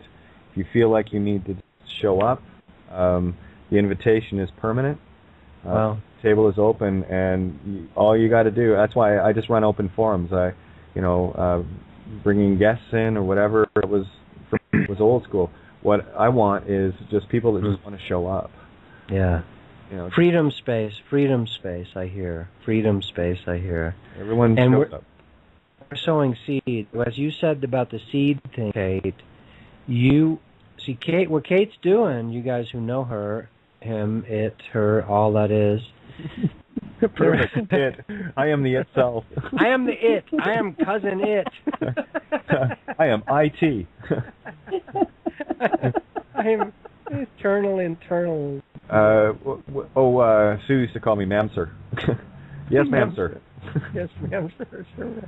Yeah. Love it. It's all good. We used to have a friend named Roxy who was a attorney in California. And blonde hair, looked like a Swedish kind of Viking guy. And when he grew a beard, it turned into a red beard, right? Wow. Now, he was kind of a tough guy. Grew up kind of coastal stuff, had all kinds of religious crap at him. And then for a while, before he became an attorney, he was like literally running drugs. No one will know who he is because it's a nickname. And he, then he became an attorney. And he also became realized he'd been such a hardcore gang, sort of doing stuff, I don't know if he killed people or not. But then when he became an attorney, he also started dressing as a woman. He would wear really feminine stuff with a big, huge red beard and long blonde hair. And I would forget completely that was freaky to the world, you know what I mean? And I just met at the time, and she was coming out of 30 years of being in a Christian church, and just a Earth Mother, beautiful, but her programming, and she would just feel people, so it was no big deal. So Roxy occasionally we'd realize, we'd have some people at our circles, or somebody said, if he attends again, I am not showing up. It was just really messing with their total imagery, because he would speak so beautifully and softly, and then he would literally have pink frou-frou shoes, and I don't know, muumuus and hot shorts or whatever, and it would just blow his people's total paradigms. And I remember one time being at the convention center in Phoenix, Arizona, and I realized, oh my God, I'm freaking people out. Because there was other people, that sort of were out in public, and I realized I just feel people. I just feel their energy, and I don't I see that and realize it, but that has nothing to do with how I'm evaluating this person. I'm feeling their frequency. And I remember feeling how he was being judged and stuff from the world. It was kind of shocking to me, But so as we do this, you're sowing a seed, Kate. That seed I saw in Freedom Space. Not like other shows, you have to I have to be, a certain persona, or, adjust it a little bit. You have to adjust it and tone it, because if you talk about Jesus fucking Christ or whatever, it's over the top in the collective still, right? Or you're my bar and your bar to each other.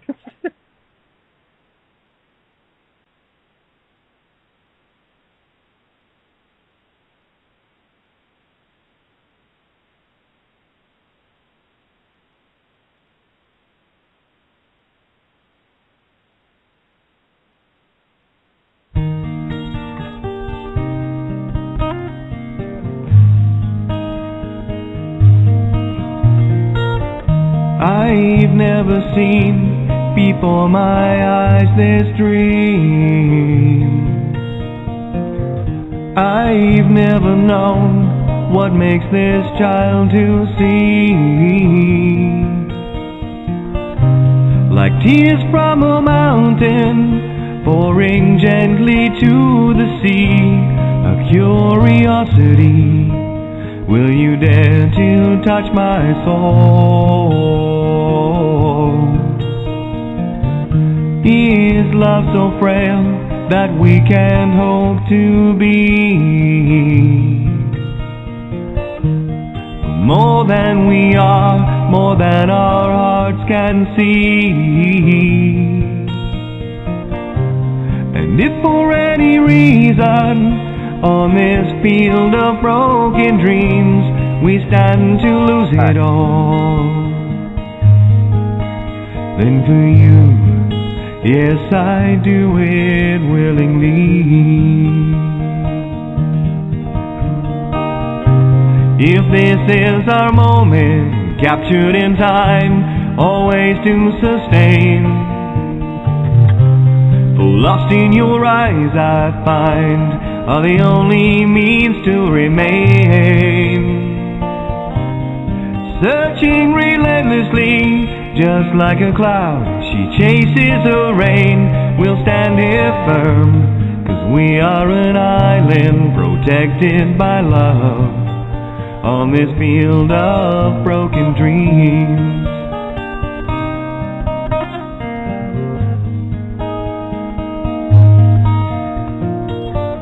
It's never clear, this path of destiny. That's why we're here, to find our need to be. Elusive as a rainbow, we can try to steal her gold, but she'll give it willingly. Will you dare to ask her though? We'll find a way, we must believe in us. There'll come a day we'll soar, and when it does, I'm gonna pass on, guys, again. the sky will have no boundaries.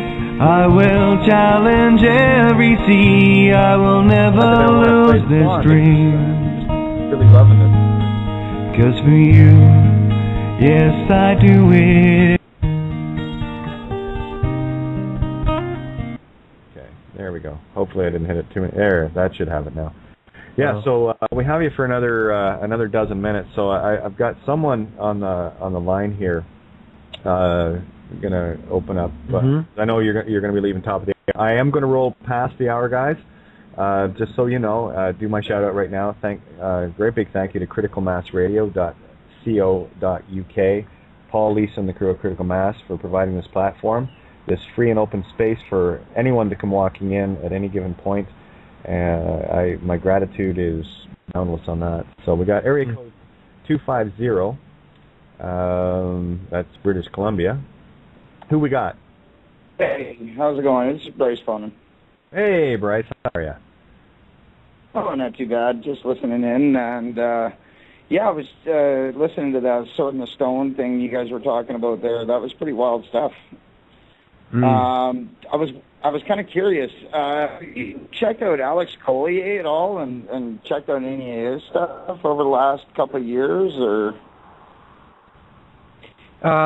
I know a little bit about Alex Collier. I feel he was genuine in the information he brought through, and I think he's going through some hard times integrating that stuff now into his personal life. So God bless him. Blessings for him, you know. Again, anyone that steps forward in whatever regard to bring, a different perspective. We're all, like I said, little sparks of the all-spark, all different perspectives of the same creation. They're all equally valuable.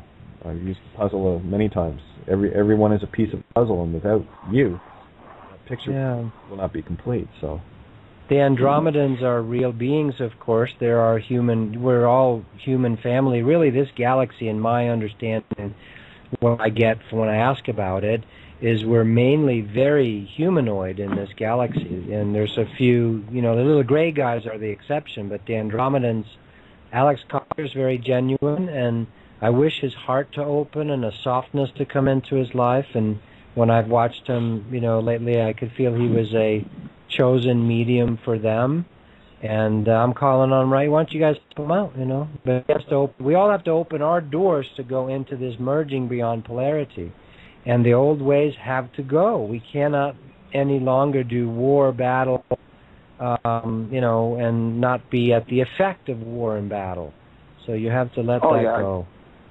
It's getting old. I'm not saying to you. I'm saying to Alex Collier. I'm trusting maybe a little on him, but when I've watched him lately, I could feel Alex. I just want you to let go into being taken care of. The lone wolf thing has got to go. So the universe has to help. That's your feminine aspect. You have to become the woman of the universe that gets made love to, that gets given to, that allow ourselves to receive. We have to do both. The reception thing is really huge for all the men out there, by the way. Once you learn to receive, your sex will go through the roof. Oh, yeah. Mirror. Yeah. Oh, yeah. Yes. And we have Ninja in here too, by the way. So Ninja. Yeah, hi Kate. Hi Tobias. Hello. Yeah, I just wanted to comment on... Good, really good, thank you. I've had a very nice day, very interesting day. Lots of information sharing and... I just wanted to comment on what a beautiful show it's been tonight. They've hacked the hell out of it, but yeah, screw that. And it's just listening to you two talking, I think it's like amazing that I believe it's the first time you've spoken to each other, and yet it feels like you're old friends that speak on the phone every day. So lovely to hear that. Beautiful, beautiful energy. And I wanted just to say how much I personally appreciate that. And thank you, Tobias, for coming on and letting us enjoy that. That's why thank you. Anytime you feel the need, Tobias, just I'd show love up. to. Just show up. Thank you. Freedom Space. And what you're saying, Ninja? Really? That's your name? Your birth name? No, I'm kidding. I wish it was.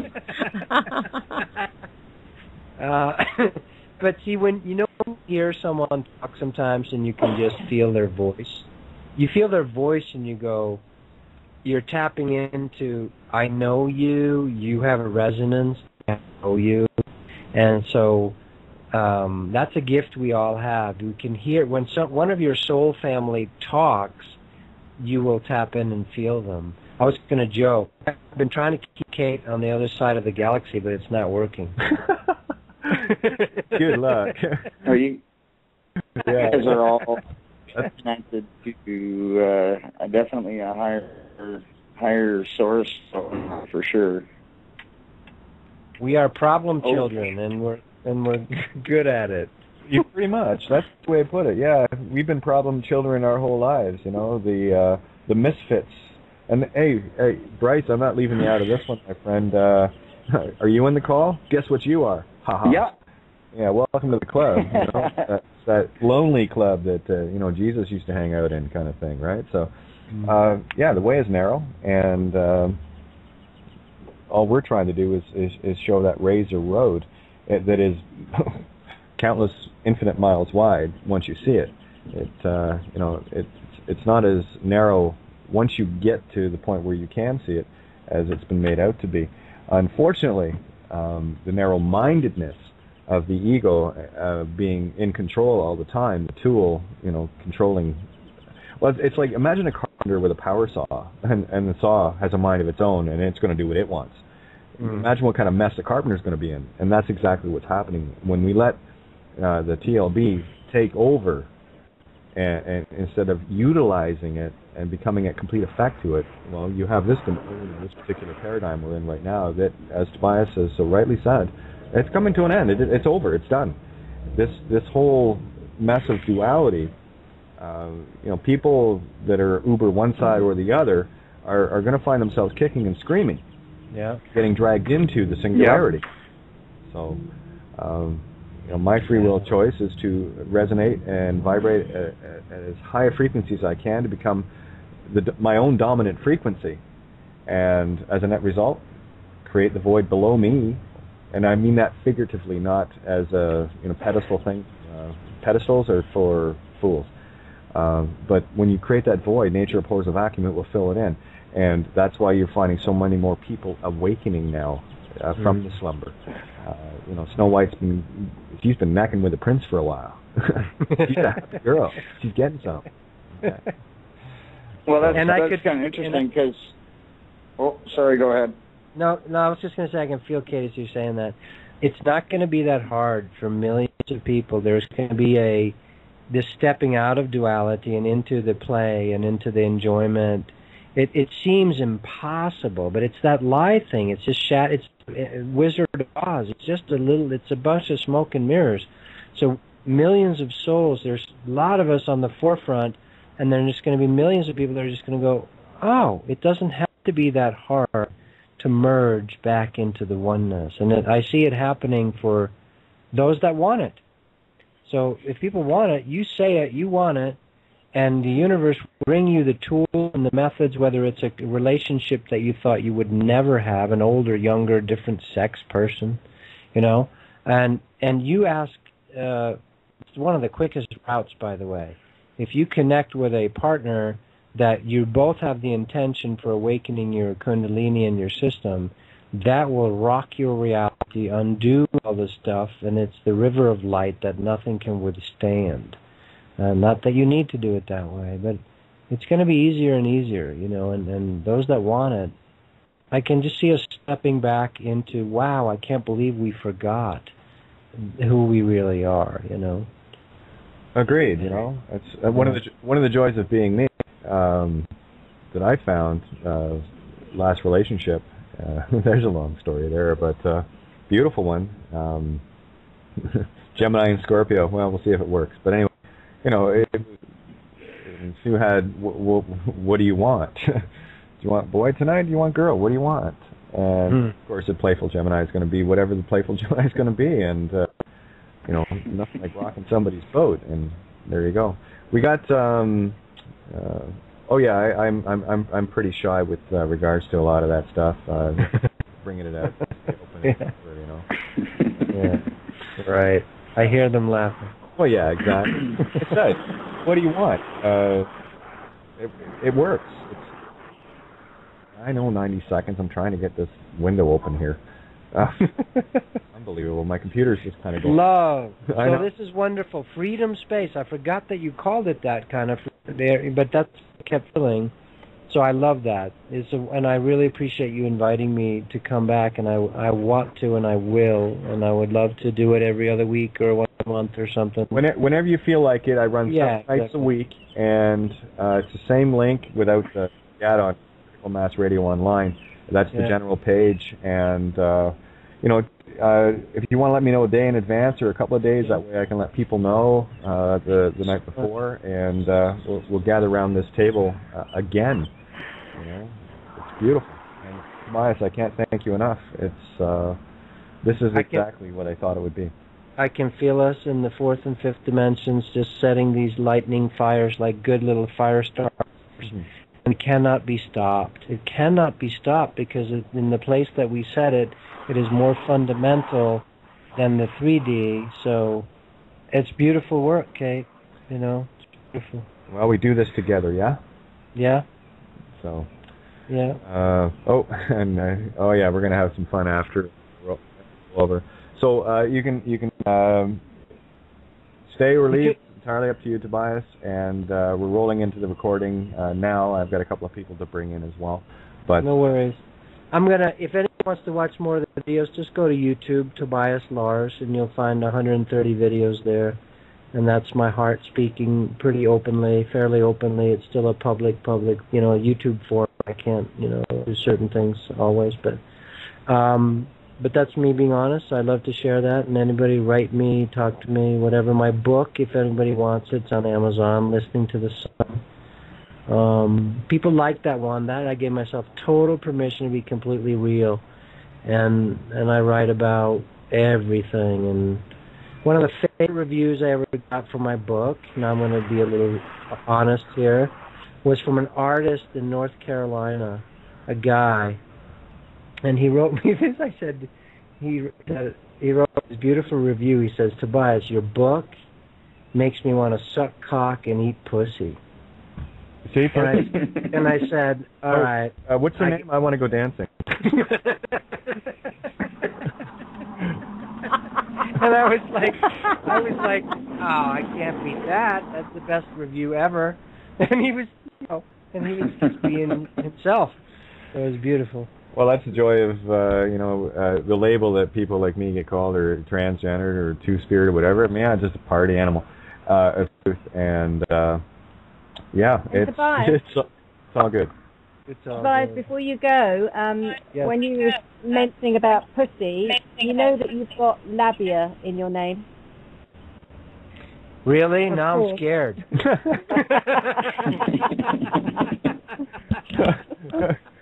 Don't be afraid of yourself, Tobias. Actually, I do know that. Yeah, I know. Awesome. Well, my friend, thank you so much. Thank you. I love you so much. Thank you for coming on. This is exactly what people needed to hear again. And by the way, there were a lot of people going and checking. I've been talking about you for the last week. And I've mentioned you in previous shows. Thank you.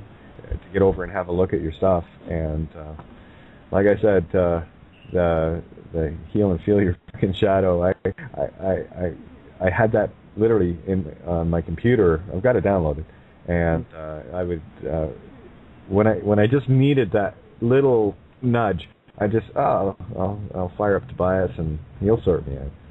So driving and there you go.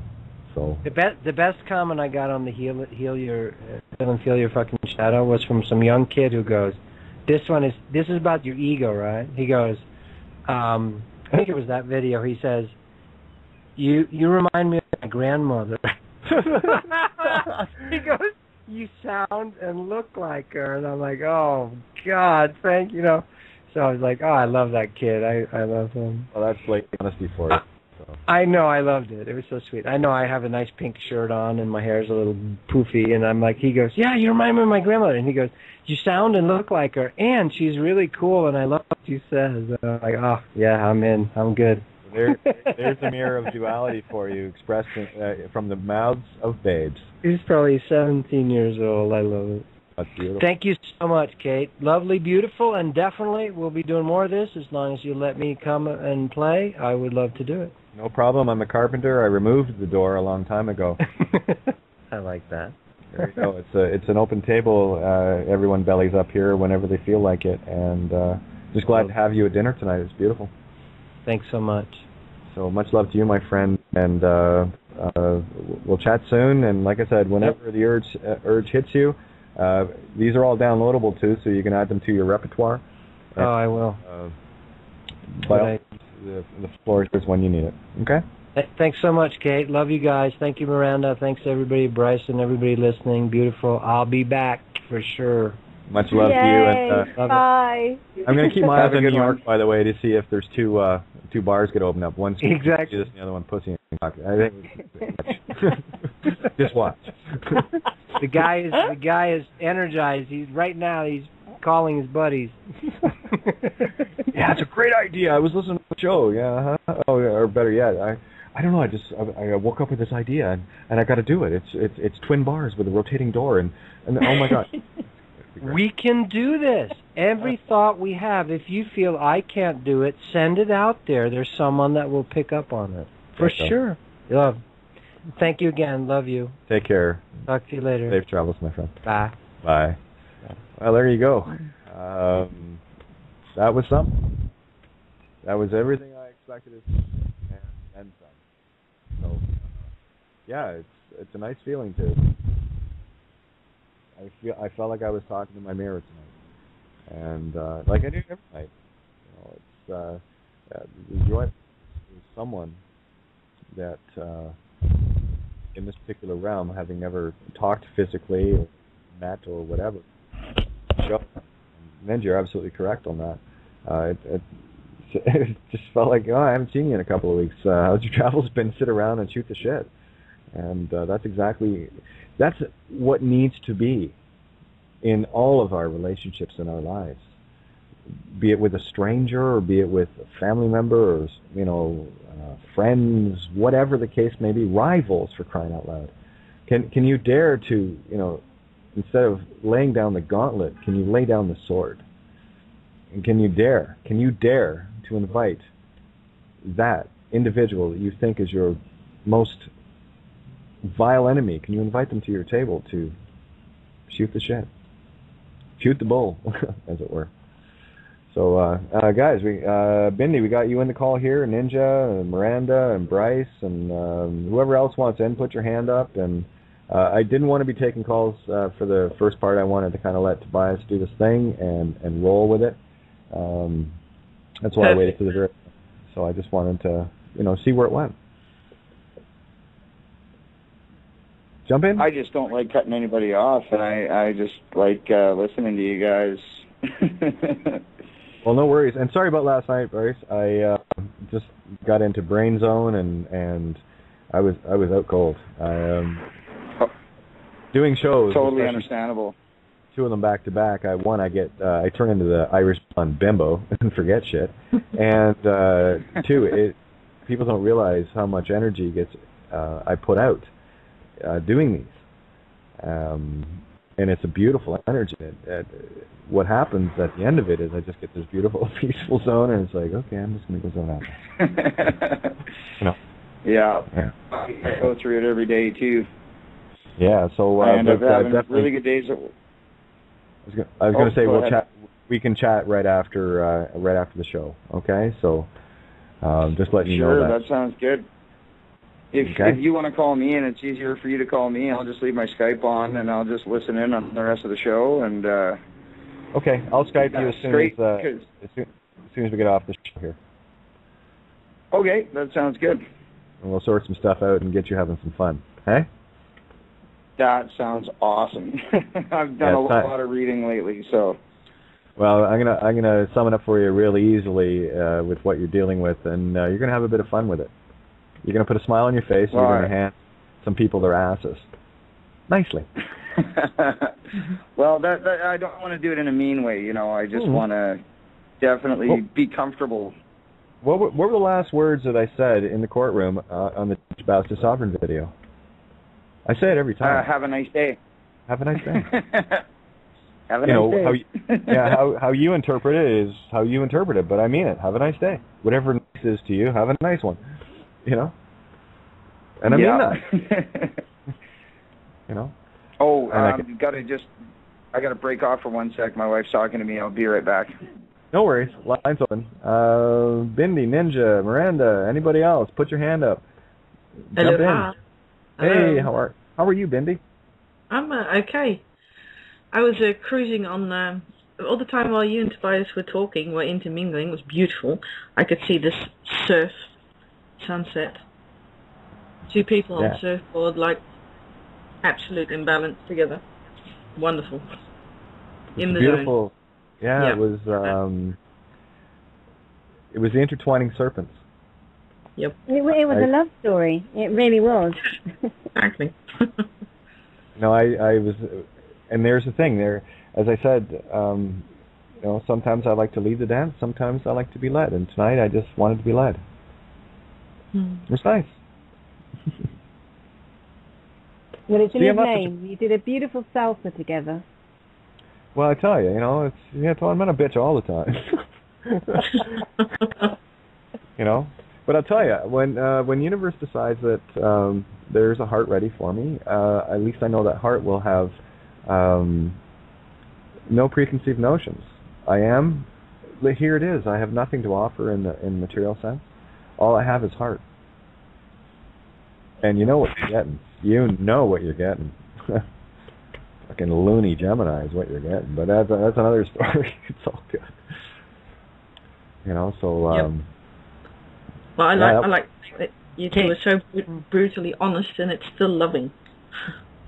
Oh, I mean, what else can I be? You know, it's like when Tobias said about the guy that, you know, let him know about his book. You know, you make me want to suck cock and pussy. It's like that is exactly a neutral position, and that is such a beautiful statement. There is no preconceived notions. There are no hang-ups. There are no judgments. There is just what is. Yep. And you'll see that, you know, I mean, most of our society is based on personal hang-ups, be it religious or be it political or be it, you know, gender, sex, and look at our whole society the way it's been built. You know, I wrote a song. I got to see if I got it somewhere recorded. I know I've got it recorded somewhere. It was sex, or it was along the lines of the signs on the highway: gas, sex, and what was the other one? Guns. Gas, sex, and guns. You know, anytime you drive down an interstate, you look and you see, you know, AAA porn star, you know, store with adult video XXX, right? And then right next to it was a mobile gas sign, and right next to it, guns and ammo. You know, I was inspired on one of my jaunts down to Nashville. I saw this. Oh, I got to write a song about that, because that's all you see.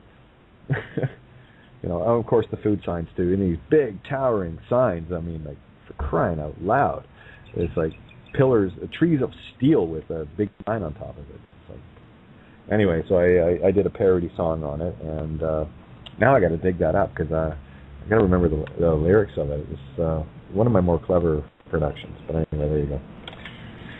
Yep. Well, doesn't basically every philosophical subject boil down to it's all sex?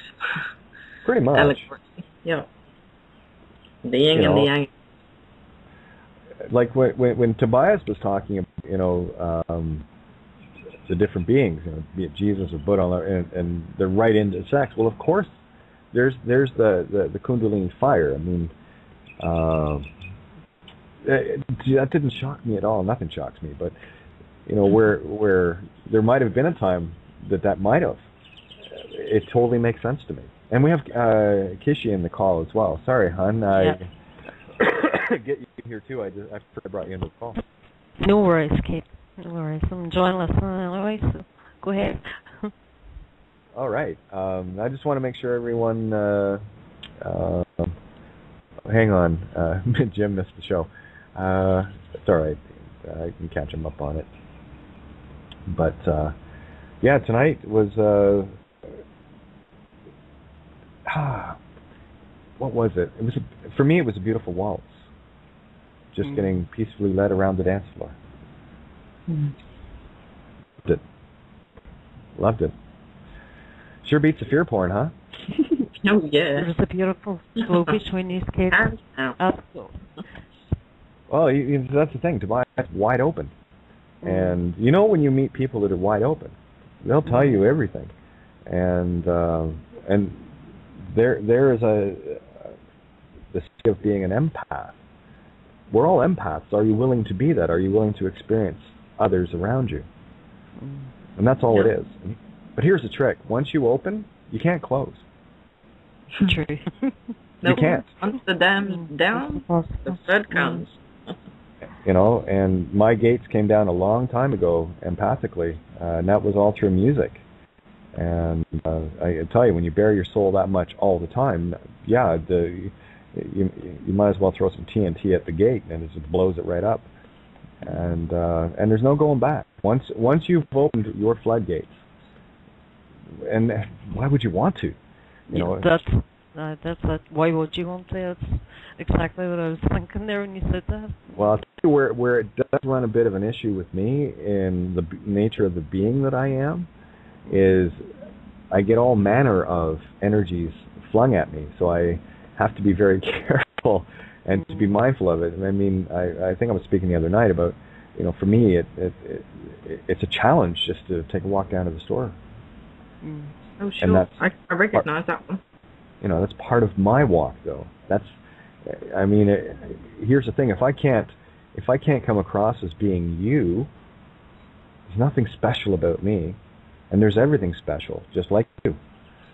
If I can't come across and tell you, the things that I have to deal with, you know, how can I even begin to say, well, this is what you have to deal with? Many things that I have dealt with, I'm just trying to share the experience of how I got through it, and there's still things that I need to work through. And, you know, in as much as these shows, episodes are great learning experiences, they're also beautiful internal, how do I want to put this, a beautiful means of bearing even further. And hopefully in this process, all of us gathering, you know, where we all open up to each other, this is only going to open up the consciousness more. And that's the power that we collectively wield, and we're coming into it, and it's stunning. Amazing, and that's what I love too. You know, your humanity there, Kate, is speaking volumes to me. It really is. You know, it is about us all opening up and being able to express what we are. You know, we are expressions of source, so let's just all be that and let it all out there. You know, and you know that I experience the same thing with what you're talking about. You know, where all different energies come at you. I experience exactly the same day-to-day life too. You know. And I take it in my stride. Sometimes I get pulled onto it, sometimes I don't. So, we just do the best we can. We're all doing the best we can. That's it. Absolutely, it is. You know. Yep. So, yeah, tonight was what a breath of fresh air. You know, to sit across the table from someone that is speaking you, and vice versa. Hopefully. You know, and not just speaking, it's the whole feeling and opening to it. And, I mean, I am an open book. I don't leave a whole lot to be wondered about, where there was a time that I you know, very shielded, very introverted, for obvious reasons. But part of that, my own seed, was to, you know, finally plant it and let it grow. Just let it grow. And yeah, I've had my trials and tribulations, and I'm still in the woods a little here, but I'm okay. I'm okay. Yep. And the challenge comes from both sides. Sorry, go ahead. I was just Go ahead. I was just trying. Hang on, my download just left me. Oh, I've got it. I was just thinking that a lot of the time it's spoken like allegorically, the left and the right brain balance. A lot of people experience letting go with the rational mind and trying to feel through their life a bit more. And I've come from the other side. I've been all feeling and slowly learned to balance it with a bit more rationality. And it's nice to see when that's also manifest in dialogue between people, because that's then the next step. Agreed. Crystal works. It's inside, outside as well. As within, so without. Yep. You must be a balanced Scorpio. I'm doing my darndest best in the P zone. Yeah. Flipping all over the place, but yeah, tonight is quite balanced. It's listening to people that are balanced that helps me get resonance too. We all come back into the equilibrium together. Yeah. You know? Yeah, it helps. You know, I can do it here too, but this is like, why the hell would we? We're with 7 billion of us. Why do it alone? It doesn't make no sense. Well, that's the. Well, that's the thing, and we're moving into that. And as Tobias said, it won't be hard for millions of people to awaken. Yep. Again, truth is finally cool. Yeah. Being we're different. No widows. Yeah. Being outside the box is finally the hip thing to be. Just took us a while to get my mother. That's what I said to my mother today. I said, Mum, in 2 weeks' time, I've gone from widow to wizard. This is fabulous. It's amazing, isn't it? Yeah. Yeah. And I've seen the post many times. I gotta find it, and I've got it saved somewhere on the computer. But we are the misfits. We are the weirdos. And isn't it funny that even though we've always been that, isn't it funny how everyone always came to us to seek advice? Yeah. So you always had the power, Dorothy. Exactly. Click, click, click. We're not against anymore. So can I get my heels to click? 3. Yeah, I can. Good. They're clicked. Kate, you know what I loved when I spoke about men being open to receive there as well. I love hearing men say that to men. It's just. Well, absolutely. Get on there and join the residences here, because it's absolutely beautiful and the universe takes care of you. Exactly. I'm wearing thigh highs. Happy. Big time. Laugh. I'm ready. Oh, go for it, girlfriend. So. Excuse me. Again, this is just about being honest with oneself. And all the hang-ups that we have are all those programs that have been thrust into our canvas.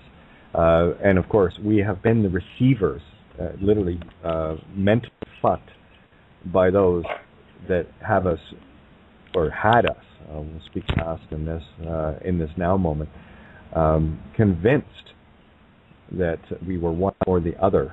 And that paradigm is done. It's done.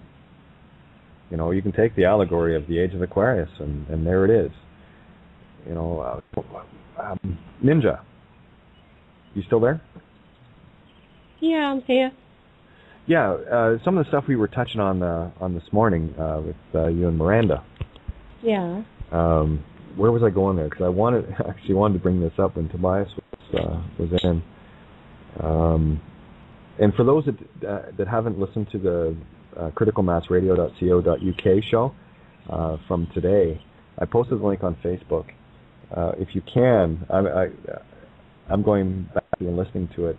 I did a bit of zone time today, and what I listened to was listen back to the interview with Johnny last night, and because I like to check to see, okay, where I wanted to be during that, and I was, and what a neat experience, and that's exactly what happened this morning, and it happened again tonight. And there's going to be some, even listening back, I get to re-resonate on things that I was bringing out, but in the now moment, you sometimes miss those things. So when you listen back to them, you go, oh yeah, and you get a different perspective on the same thing from the same mind. What are the odds? But anyway, there you go. Reinforces everything too for you. Exactly. Like, I'll ask Miranda and Ninja, like, what was your take on the show earlier today?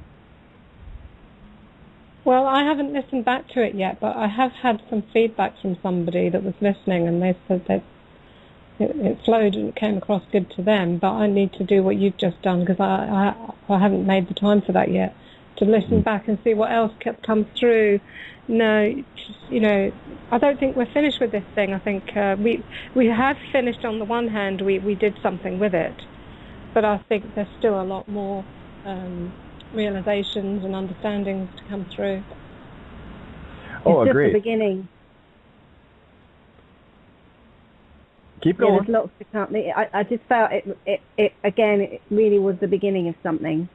I left so fired up with that, and then afterwards I wanted to listen to it straight away, but it wasn't there. And then I listened to your one last night with the Merlin, and I started lexigramming about that, and that's quite interesting. And King Arthur and the Sword in the Stone is all coming back to me, so I know there's some things to unravel there as well. And isn't it interesting that Tobias mentioned King Arthur today, this evening? Oh, yeah. And he didn't know we were talking about that earlier and yesterday. So there's definitely something in the air. Well, that's the ether. That's the resonance. That is the collective consciousness, not the mass consciousness. Big difference. Mass consciousness is the TEPCO Walmart mindless shoppers in the whore of Babylon commerce mindset that's completely controlled.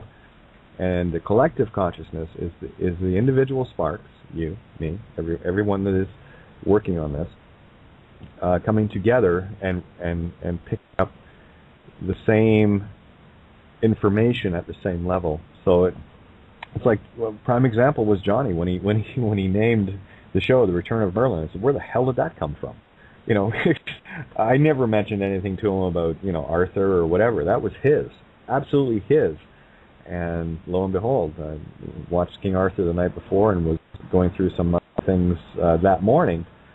So obviously the collective consciousness is starting to really vibrate, and those that are awake and seeking knowledge instead of now we're willfully seeking knowledge instead of willfully being ignorant or seeking ignorance. And when you're in that vein of seeking knowledge, you're resonating and vibrating at a much higher level. And of course, those of us that are hanging out in that are going to be telepathic. And these are just keys and clues to that. That's it. That's our natural state. Being able to merge with each other. I love that the terminology that Tobias was using. This whole aspect of merging consciousness, and we're merging together. We're melding, mind meld, if you will. It's more of a heart meld, though, and it's like we're germinating. We're all germinating each other's how it feels. And tonight, and I know this is like my second day full on the wee. I did 4.5 liters a wee yesterday, and I've done over 4 today. I'm really feeling it. Well, when I go to bed tonight, I am going to connect with all of you guys. I'm going to meet you in the other realm. I've never deliberately thought about that before, but I'm consciously going to connect with you guys and see what happens. We'll intend the same then. Yeah. I'm in. I've already got my outfit picked. I've already done that, by the way. I'll be the one flying on Pegasus, by the way. Right on. Okay, you've piqued my interest, Kissy. Was I as big a bitch as you thought? You were absolutely amazing. So you're just the same as you are in this realm, whatever. To me it's all the same. Absolutely amazing. I'll tell you what, return has been a key word for me the past 2 weeks there. I don't know about anyone else, but just resonating with that big time. Return to love, return to source. Yep. Be beautiful. Yeah, I've got well, not that it left me, but I started to feel a real need to get home. So home being where you are. Isn't that neat? Yep. So yeah, we'll see what universe. I'm open. I'm the open feminine to receive. So we'll see what Science Cock the Universe does. Okay. So that's all good. What's the intention? I know what mine is, and I'm good. I'm okay. My feeling is that already. I've said that to you from we met, basically. It's something that I felt so strongly. It's already happened, you know. Yeah. It's already. Never really left home. Yeah, and again, I you know, the only barriers that are there are the ones that I hold them in place deliberately. It's position. I'm holding a position. It's got nothing to do with me. And for me, that's just complete defiance and dissolution of the entire Rome, London, D.C. Control paradigm. And I'm going to hold this position and just push out to crush it, to raise it to the ground, so that we can build anew. And that's not about destroying people, it's about destroying concepts. Okay, about paradigms and illusions and traps. And I've said it before, I'll say it again. Those that we look at as the, quote, elite enemy and all the rest of it are just other aspects of ourself. And they're doing things that I would not do, probably have in the past. And, you know, we've been here many, many lifetimes. So if we can look at them as being what we were and chose not to be, we got to bring them home. We're here to bring them home. We already are home. So it's just a matter of, you know, planting the seeds for change. Instead of planting the seeds of discord, you're going to have a shitty song every time, I promise. So I've just chose to plant apple orchards and hand the gifts back that were given to me. Sorry, I'm good. I don't need that. I'll create my own, thanks. And leave it at that. And whether they awaken this world or not, like, we're dealing with some very depraved cannibals. I mean, I said it this morning, the Queen of England is the richest woman on the planet, which means spiritually she is the most depraved. She is the most wanting, because she has cannibalized the most people, and then some on this planet. That's a being that needs help, and although they may not look like they're screaming for it, they are. And it's time. That's the awakening. It's to break down the wealth illusion, this wealth paradigm of material wealth. Again, ye are gods. Is the only indication of you being God how much material stuff you can gather in a physical sense that you're not taking with you? Right? The only thing you take with you are your good deeds or your bad deeds. And whether or not you have to repeat the course and and do it again. And eventually, these beings that came against me are going to have to experience everything that they have manifested in this lifetime. And the best part is, they're going to have to be trans too.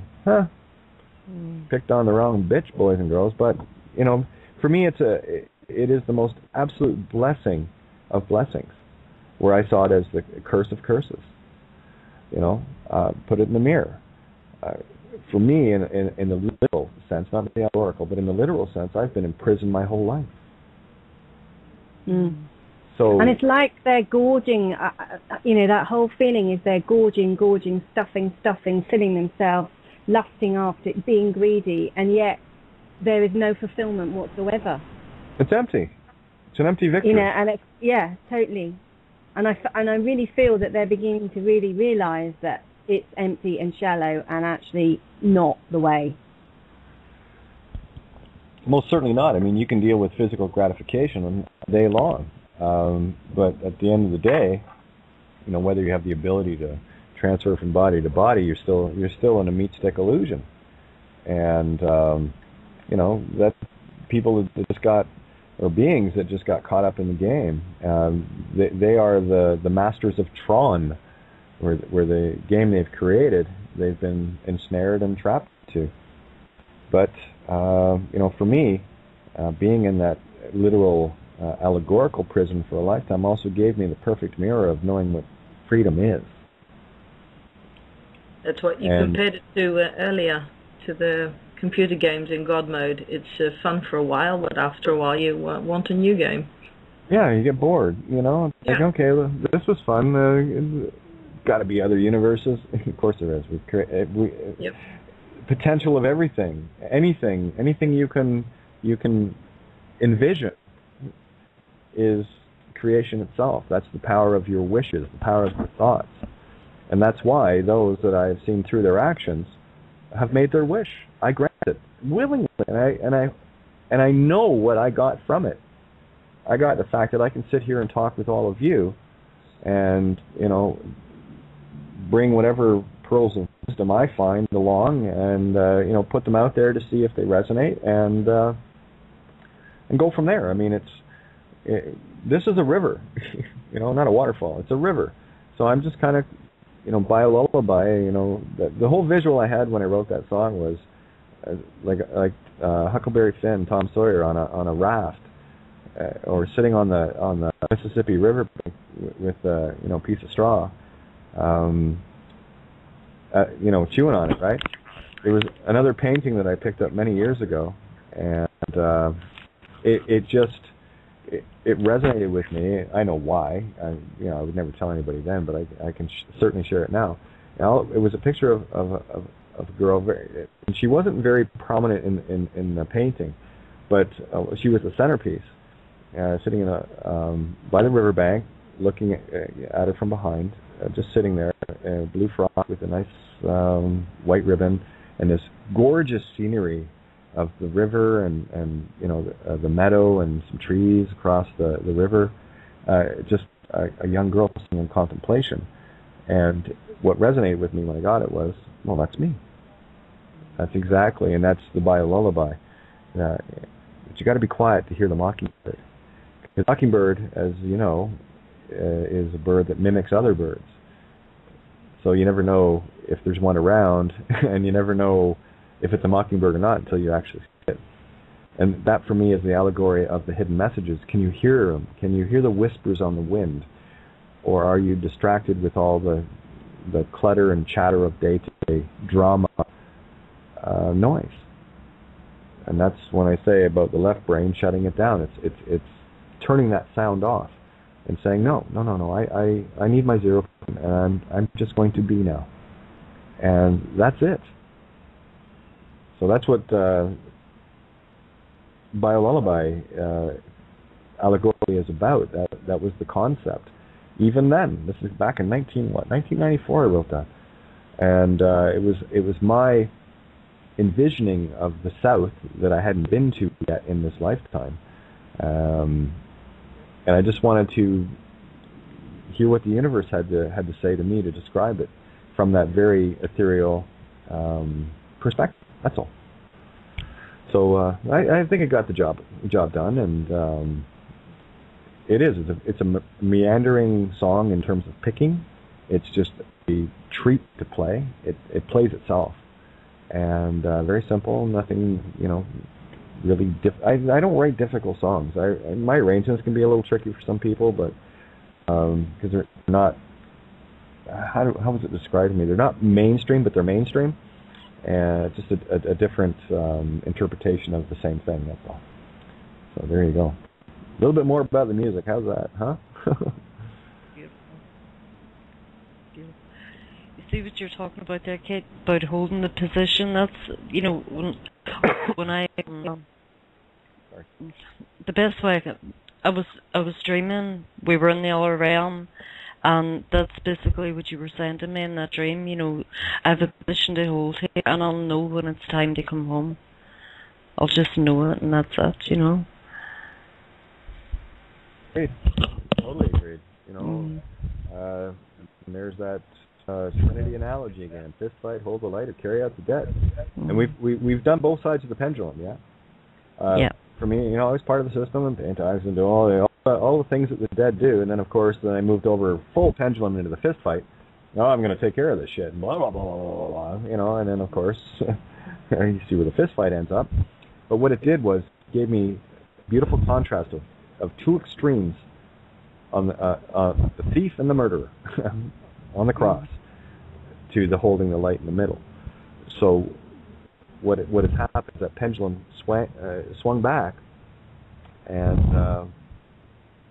there I am, 0 point. And I'm okay. There's certainly other experiences that I'd rather be having right now, but I'm doing exactly what I'm supposed to do. Everything is absolutely perfect. And all will be revealed as it needs to be. I'm still doing this because obviously I'm still needed to do this. And I'm okay with that. I'll stay the course. I'll hold my position. I'll hold the line. I will never toe it. That Rubicon has been crossed. There is no return. Same thing with truth, right? It's like Bindi, what you said earlier that triggered the whole floodgate thing of being open as an empath. Once the dike is broken, the dike? Isn't that funny, eh? Once the dike is broken, the waters of truth flood, and there's no turning back. Well, there is. It has to be a willful choice to deny the truth. And people that do that will find a very rude awakening very quickly. And hopefully they'll choose to stand in it. And that's all I've been handing out in terms of emails. I just throw out the truth to whoever takes the time to read it and whatever. Here's the problem with reading the stuff that I send out. At the end of it, there's a responsibility. There's a choice to be made. Okay. Which side? Yeah. Back to the dike thing. There's a Dutch story about the kid with the finger in the dike. Well, yep. May as well pull it out. Exactly, Yeah, I've long referred to myself as a tranny dyke, right? So no, I don't care. It doesn't matter. Whoever wants to dance, I'll dance. And but the heart has to be, it has to be an intertwining serpent. To bring the Merkaba into balance, the toroidal left and the toroidal right, and it's got to be in unison. And that was something I had to come to terms with as well. Like the Rolling, and Steve brought this up the other about a month ago. The Rolling Stone songs. You don't always get what you want, but you'll find you'll always get what you need, or you might just get what you need, or whatever. That is a great message, and we may not have the things right now that we want, but we have what we need. And that is I think, probably going to be the hardest pill for people to swallow, the hardest truth to accept. Just because your lifestyle was one thing before and it's completely opposite now. All that tells me is this is where I need to be. This is where I needed to be to find the things that I found and to be able to share them. And for that, I am eternally grateful. I really do want to have a chat with Mother Ayahuasca. Whew. Same here. I can fully recommend that. Yeah, it's just a matter of finding people around here that actually do that, and where I can get ceremonial. So we'll see. Universe, it's out there, so that's something I desire. Definitely. You've just thrown the question out there, so it's gonna It's gonna come back. Like a boomerang. Boomerang. The thread has been thrown out. Let's see what it means. So, but yeah, you guys feel like a tune, or because we got about 15 minutes left here. To you. Sure. I'd love to hear you sing, Kate. Why not? Well, thank you. Oh, I have such a hard time with this, but yes, I just got your note there, Mindy. Absolutely. All right. Yes, the Arthur allegory, Sacred Feminine Perspective, is the Marion Bradley version of King Arthur's legend. Look at you guys. Now go ahead, ask me why I like hanging out with you. Come on. Nope. All right, I know the one I want. So, oops, got to do this too, because it's got to sound like a real radio type. Hang on a sec. I make so much fun of radio, Unbelievable. Well, here we go. I've got a tune for you. You're listening to Critical Mass Radio. Now it's our turn.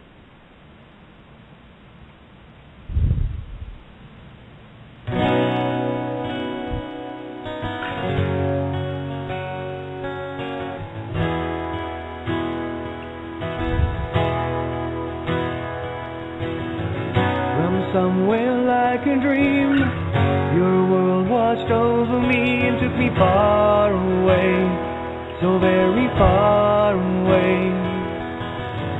Made sense of all things wrong, gave hope where all was gone. What do I need to say, really need to say? Your eyes are all the words I need, wanting nothing in return.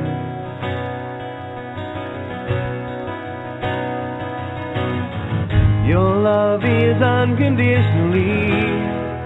I have so much to learn. When I hold you in my arms, nothing seems to matter. I'll never let you get so far. Being there is what you do. When my world caved in around me, nothing through the smoke to see. There you were, still standing like an angel, holding on to me.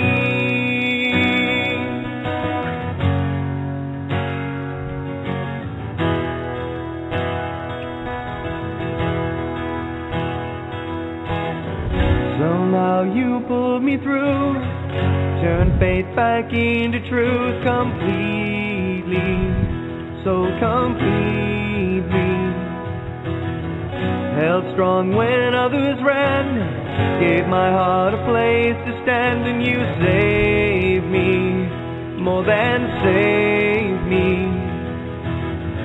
Your eyes are all the words I need, wanting nothing in return.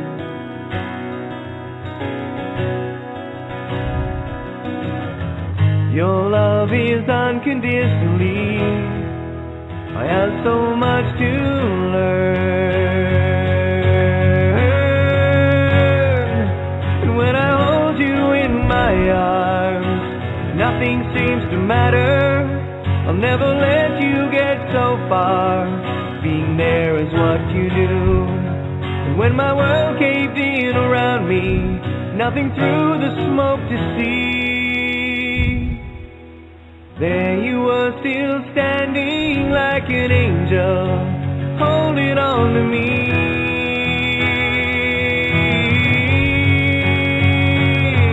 When I hold you in my arms, nothing seems to matter.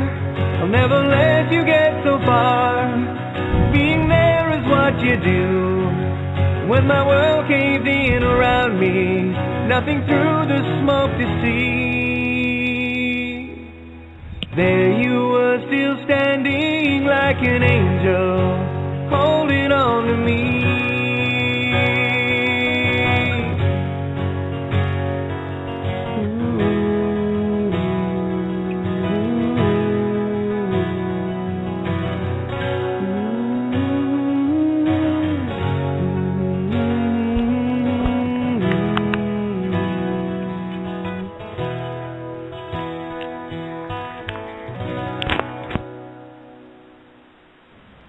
There you go. Wow. Yeah, I always loved playing that song live. Yeah, it was always such an energy. You see the gifts though? You see them? Oh. And yeah. the gratitude. And again, there's the responsibility of the individual, right? What are your gifts, and what are you not sharing with everyone else? We all have them. And some people just, go through lifetime after lifetime never fully expressing their own gifts. And that's what they are. They're gifts to be given, yeah? That's what a gift is. People say, oh, you're so gifted. So, yeah, well, that's why I give the gifts. It's like you're given something and then you sell it. No, I can't do that. I played that game for a little while, CDs and stuff, but, it got to a point where I didn't care anymore. It's like I said, the best part about my CDs, you can give this shit away. It's awesome.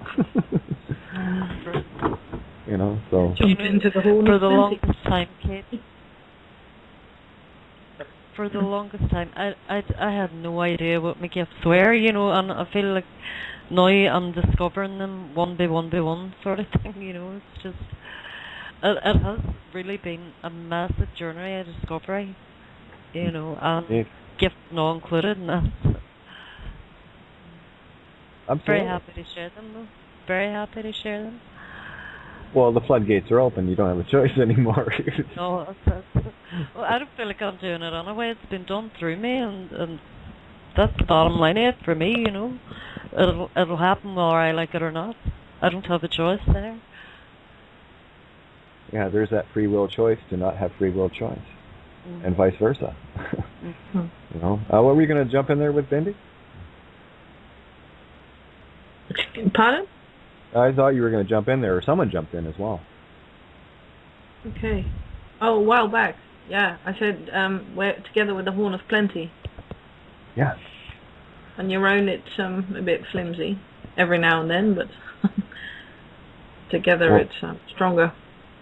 Well, yeah. Again, there's the Trinity again. When you put two together, you create the third. There's your Trinity, and you know, a postulate or a truth, or something that you intend as a good idea is only a good idea if someone else resonates and agrees with it. That's what creates. And there's the allegory of, you know, the most divisive thing in our society is the family unit, and it's the most inclusive as well. So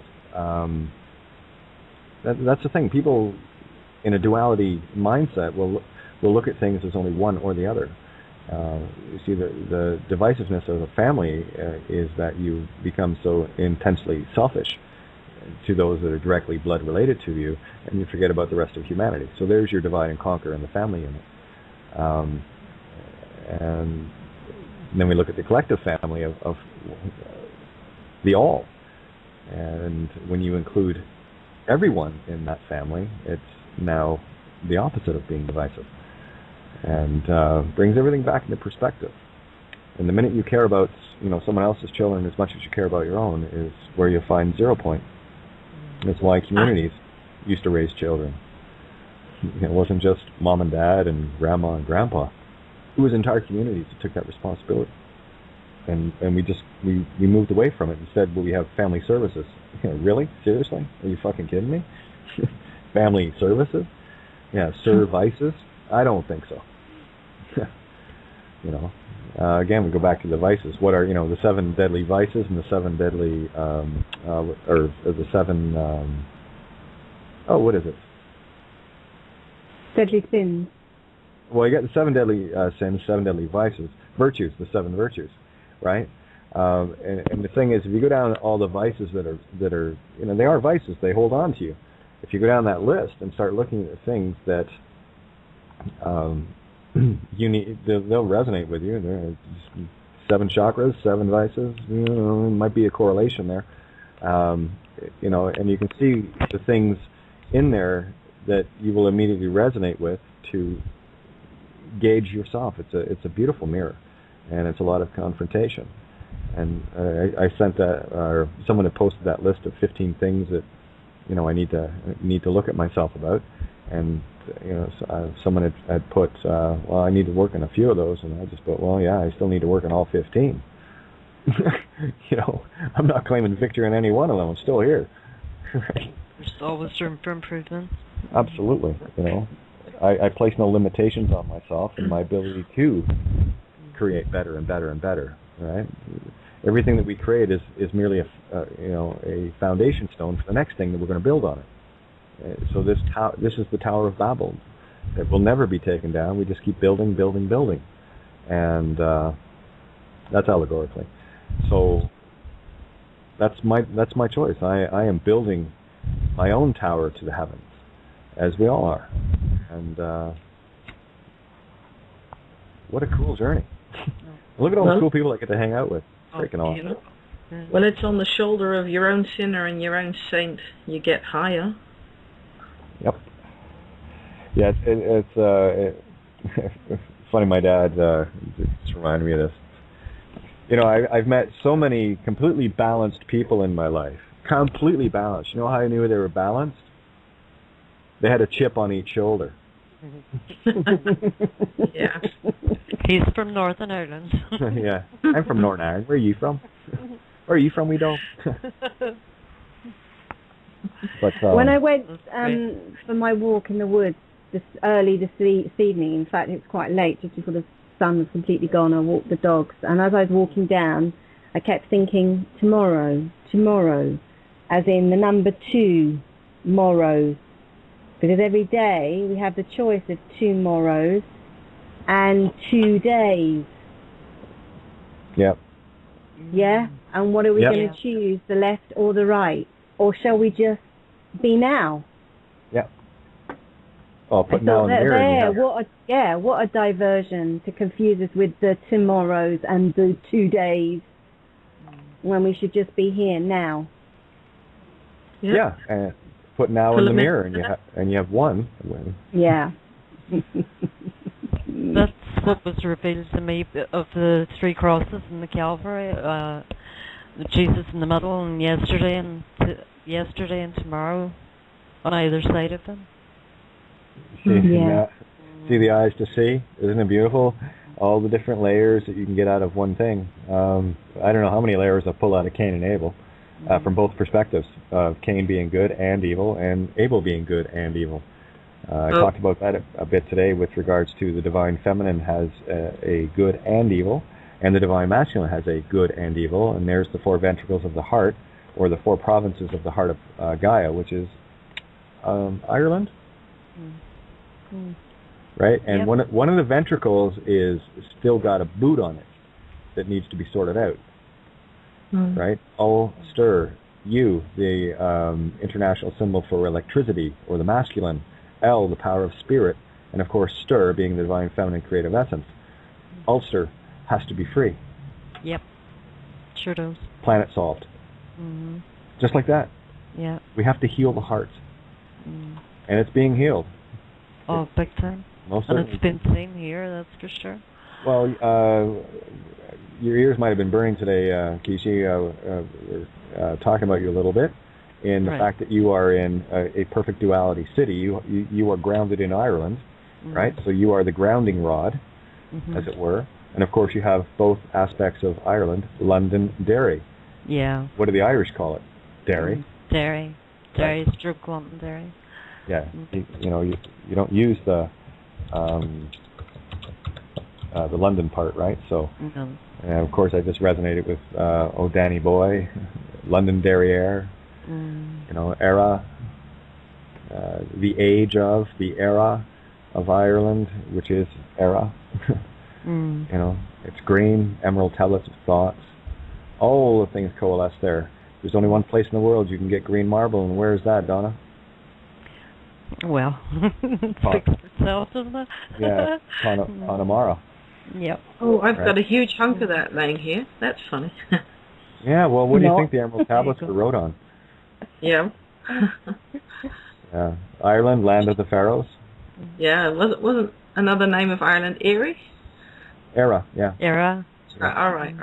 Yeah, E-I-R-E. Erie, yeah. Well, of course, and I'm not a stone's throw, but I'm fairly close to Lake Erie. There's the mirror, right? Yeah. So, you were never too far from home, Kate? Oh, no, I've... 3 heel clicks. 3 heel clicks to be home. Yeah, and really there's nothing holding me anymore. That's like I was saying to Steve yesterday. The body might be 3,000 miles away or whatever, but you're as close as the next breath to me, really. Well, yeah. The illusion of space-time, and physical matter. Yeah. You're right here, right now, you see? Through the ether, baby, through the ether. Well, we got about a minute left here. Final comments from you guys, please? I love you. I love you. I'll give you a nice little treat to take home. When I was driving back tonight, I was behind a ambulance. Have a little play with what comes out of ambulance.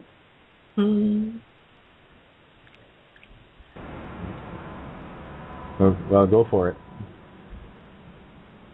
I don't know if we have time. We're down to about a minute here. Okay, well, go to sleep on it. Okay. That I can do. Yeah. Well, a great big thank you to all you guys, and much love, and thanks for tuning in, and of course downloading this archive of Outside the Box. This is your hostess, Kate of Gaia, signing off for the evening, and much love to you all. Thank you so much for being me. Thank you.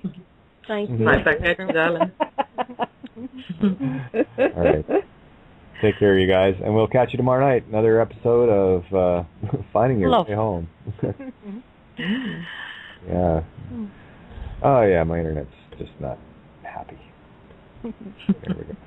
All right. Oh, sorry, it's just so frustrating. There we go. Love you all. Take care. No, sweetie. Bye. Night, everyone.